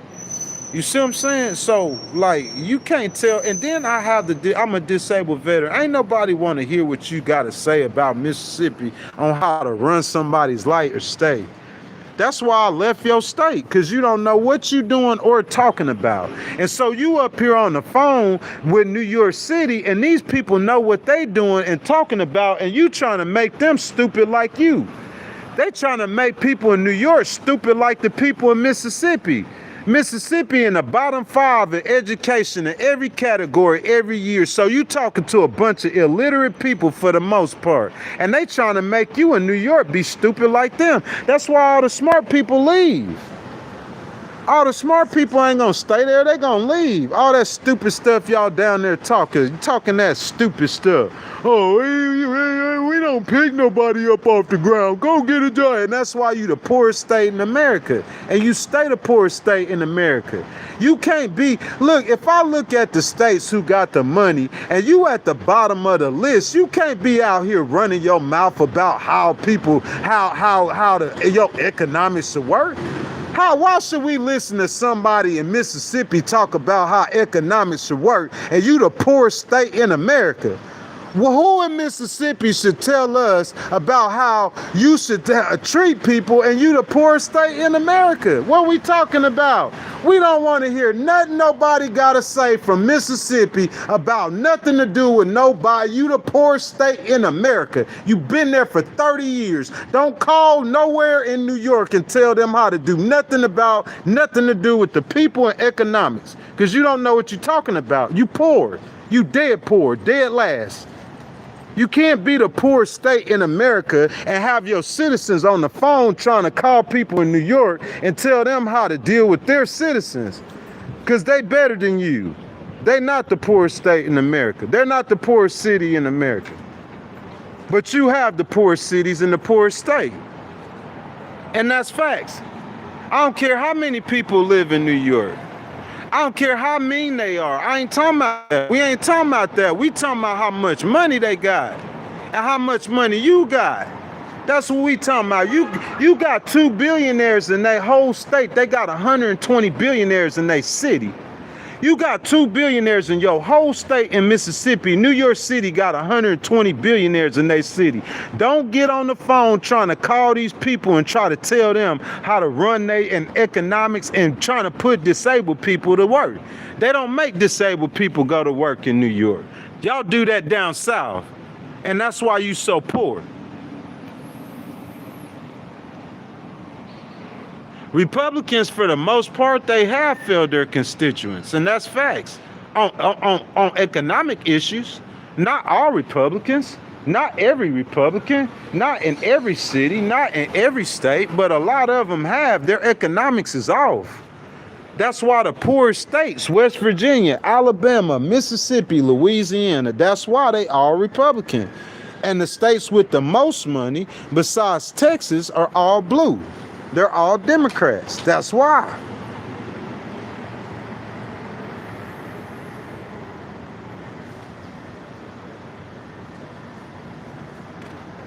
You saying blue states are in, but you naming cities. You talking about blue states, but you naming cities. You want to start, let's talk about cities. You want to talk about some cities. What's some of the worst cities in America? You want me to start naming them? I'm from the South. What you talking about, boy? Baton Rouge.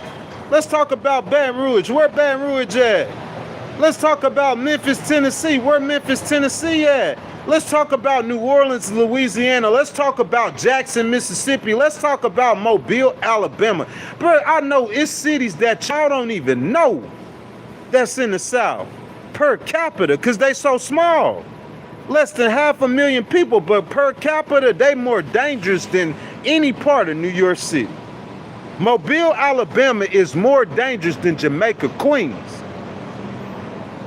Baton Rouge is more dangerous. You can't take, listen, y'all think, you think the South Bronx is jumping. You think the South Bronx is jumping. You think the Bronx is dangerous. Y'all, that's where you from. You don't know nothing else. You think the Bronx is dangerous. I hear everybody saying, go to the Bronx, the Bronx, the Bronx. You just don't realize, the Bronx, there's more people in the Bronx than in Houston.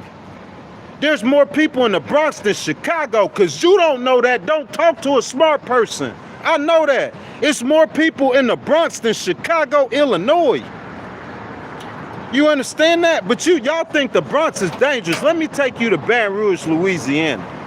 You want to know how Baton Rouge, Louisiana probably ain't bigger than the Upper West Side. Definitely not in population. You want to talk about how small it is. Somebody looking for you, boy, you can't run. In New York City, somebody looking for you. This is a big city. You go to a different borough, you like in a different state. If they get on you in Baton Rouge, you ain't going nowhere. They gonna smoke you, boy. You gonna die. It's a different kind of danger in the South than it is up here. I promise you. A lot of times you get a bunch of young kids up here and a lot of gay. Nah, it's something different up down South, boys. They gonna come. It's just like Chicago. They gonna hunt you and kill you. Hunt you and kill you. It's a different kind of, it ain't nothing, you ain't got this kind of stuff going on in New York. I'm trying to tell you what I know. I'm not saying anytime you got 10 million people, you gonna have elements of crime in 10 million people, but I'm saying ain't nobody want smoke with new NYPD. I think that's a lot of the difference. In Chicago, they killing cops. I don't know you gonna do that too much out here. Nowhere on the East Coast, it's a different world. I don't know how much cop killing you gonna be doing out here on the East Coast. They gonna put you in the dirt. Them police out here, they don't play. They gonna dirt you. You gonna get dirted quick. It's a different world up here than it is where I'm from. Where I'm from, they'll kill a cop in a heartbeat. They're in Chicago, every rapper in Chicago that came up, they got famous, they shot at the cops. Chief Keef, King Von, all them rappers shoot at, because they got different level of respect for Chicago Police Department than you do for this one. It's a different community. It's a different world. It's a different world in Houston than it is up here. These cops up here, they ain't gonna it's a bunch of them too. They got a whole lot of them.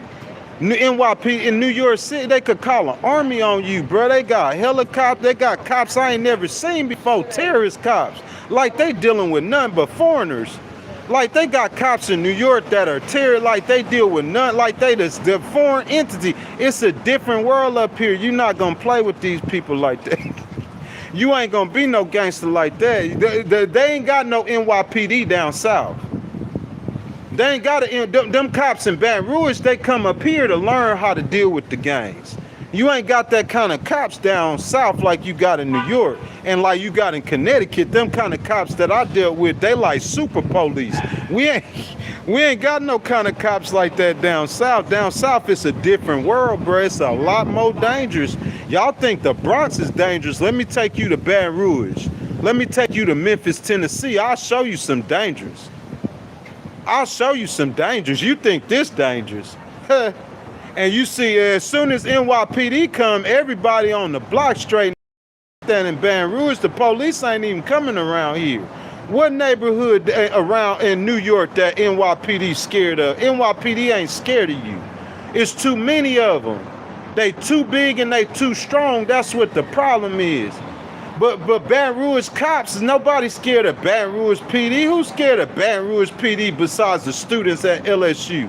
Ain't no young boy and them boys ain't scared of that. Ain't scared of that.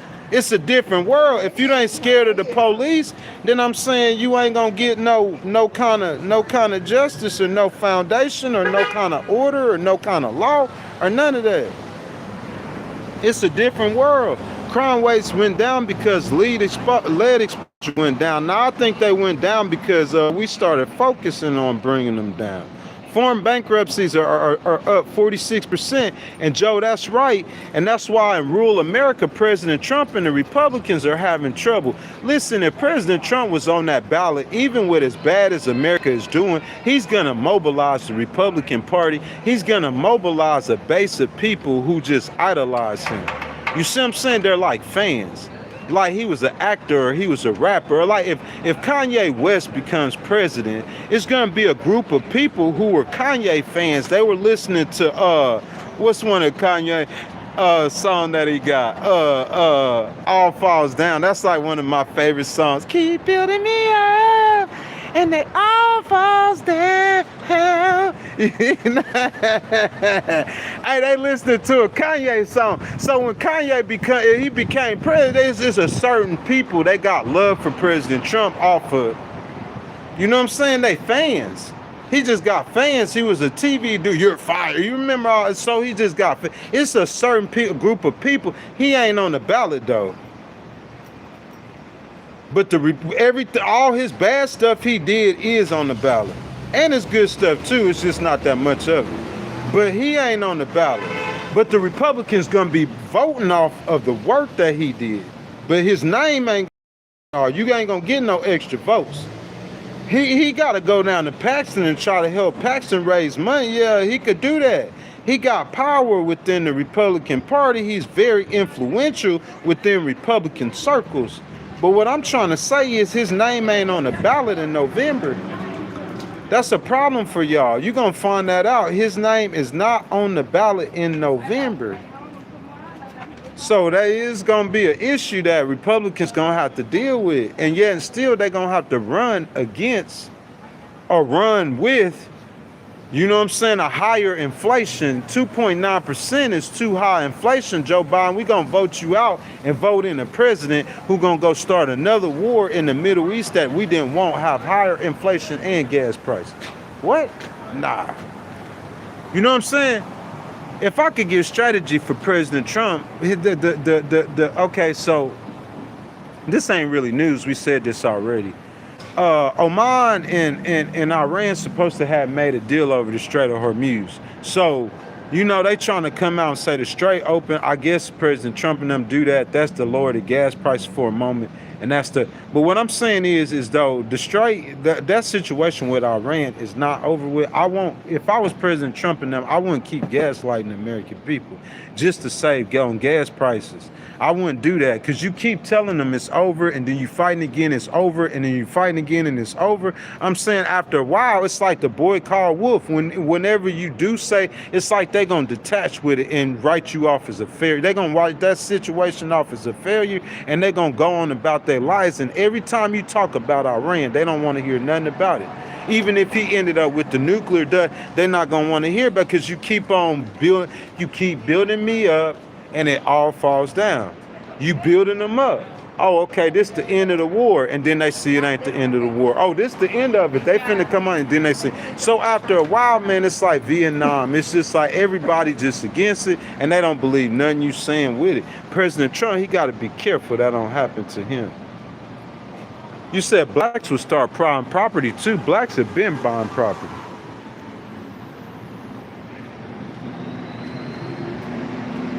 Someone says no war for X amount of president's term, then next president brings in a new war, election end war. Yeah, that's all true.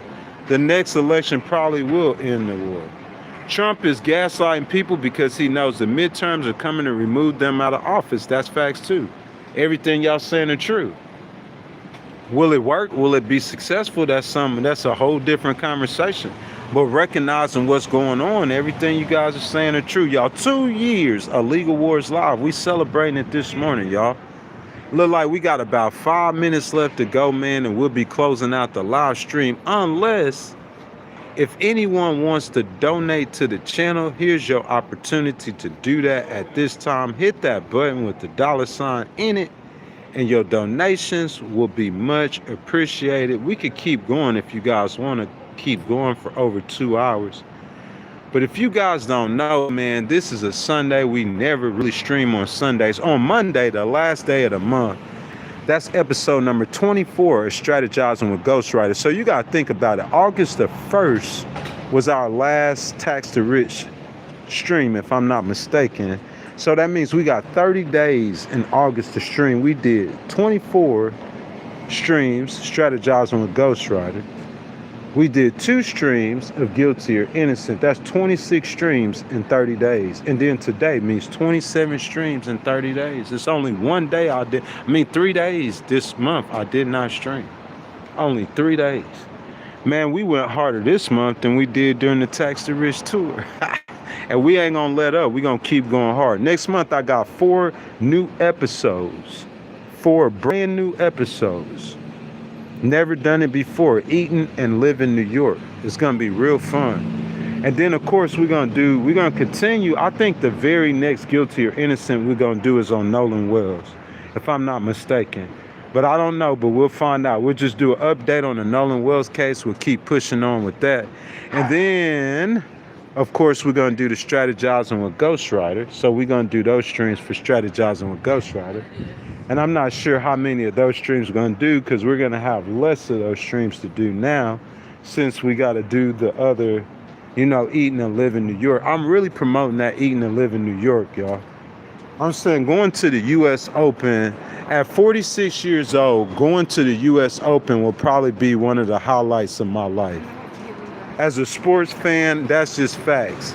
Going to the U.S. Open at 46 years old. Y'all, I first visited New York City last year in November or December. Or before that, maybe October. You know what I'm saying? Last October, first time I visited the city in my life at 45. You know, I was come this year, starting in May. I've been living in the city since May, going on 4 months. But I'm saying, like I told y'all at the top of the live stream, I'm a sports fanatic. I've been to all kind of sporting events. That's another thing. I might predict the first week of NFL football. How many of y'all want me to predict the first week of NFL football games? Y'all get down below in the chat and y'all let me know. We could bring those episodes back. I used to do that. What was called picks and predictions. Y'all want me to do picks and predictions NFL games?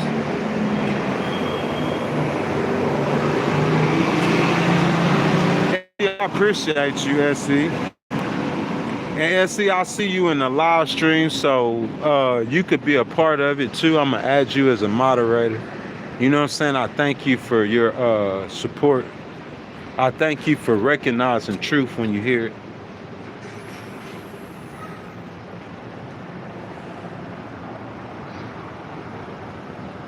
Mula says, I don't go off emotions, I go off the failed policies that was from my community that you want to keep avoiding. No, everybody, what about the failed policies for the Republicans for America right now? Each party has failed policies. The policies is gonna only work as good as the politician. There's ways that Republican policies will work. There's ways that Democrat policies do work. They both do work. They're only gonna work as good as the politician. But I'm saying overall, Republican strategies for America on economics, they don't work. Overall, they don't work. That's my opinion. That's what I'm saying. That's 2 hours, y'all. 2 years of Legal Wars Live. 2 hours. For you guys who enjoy the content on the channel, as I said, you could scroll all the way up and you could go back and you could view the very first live stream that we ever did 2 years ago on September the 1st. And it's been 2 years later, man, we still cooking. All the hatred all over the place that I've been to, people trying to stand up or against me, or people trying to say things, you know what I'm saying, to try to stop me from doing things. But bro, I never pay no attention to anything they say. You know what I'm saying? I pay absolutely no attention. I'ma do what I'ma do, and ain't nobody gonna stop me from what I'ma do. You know what I'm saying? And just like you, the only person who could stop you from doing something is yourself. Someone could get in your mind or attempt to get in your mind to attempt to convince you or stop you from doing stuff. But if you listen to them, it's only you that's going to listen. I told my listeners from the beginning, you guys do not have to worry. We will be in Manhattan regardless. We will be in the city recording. On this island recording content. Bottom line facts. That's what it's going to be. And it's almost nothing at all. It's not almost. There is nothing that you're going to do that's going to be able to stop that. That's just what it is. You know what I'm saying? The cases I have in court, all of that, I'm saying whatever you do or say, that's on you, man. Everybody got their own motion, their own reasons for whatever they're doing and saying. But all I'm trying to say is what we doing on Legal Wars Live is what we doing. You know what I'm saying? And I got to tell you guys that every day I wake up, it don't matter what people say, think, how they feel. None of that is irrelevant. All of that is irrelevant. Every single day I wake up, I say the same thing, man. This is the day the Lord has made. I will rejoice and be glad in it because of God. That's where I get my peace, my joy, my happiness from, is from God. And because of that, I know who I am at all times. I know what my mission is at all times in life, and I don't worry about what people say or how they think or how they feel. That's on them, man. Real talk. Individually, every person, what they say, what they do, what they think, how they feel, it's all on them. I don't care. It's not going to change nothing. It's not going to change who I am. It's not going to change what I'm doing. It's not going to change what we have to do. We're going to keep pressing on. Legal Wars Live, 2 years. Thank God for 2 years. We pray to God for 2 more years.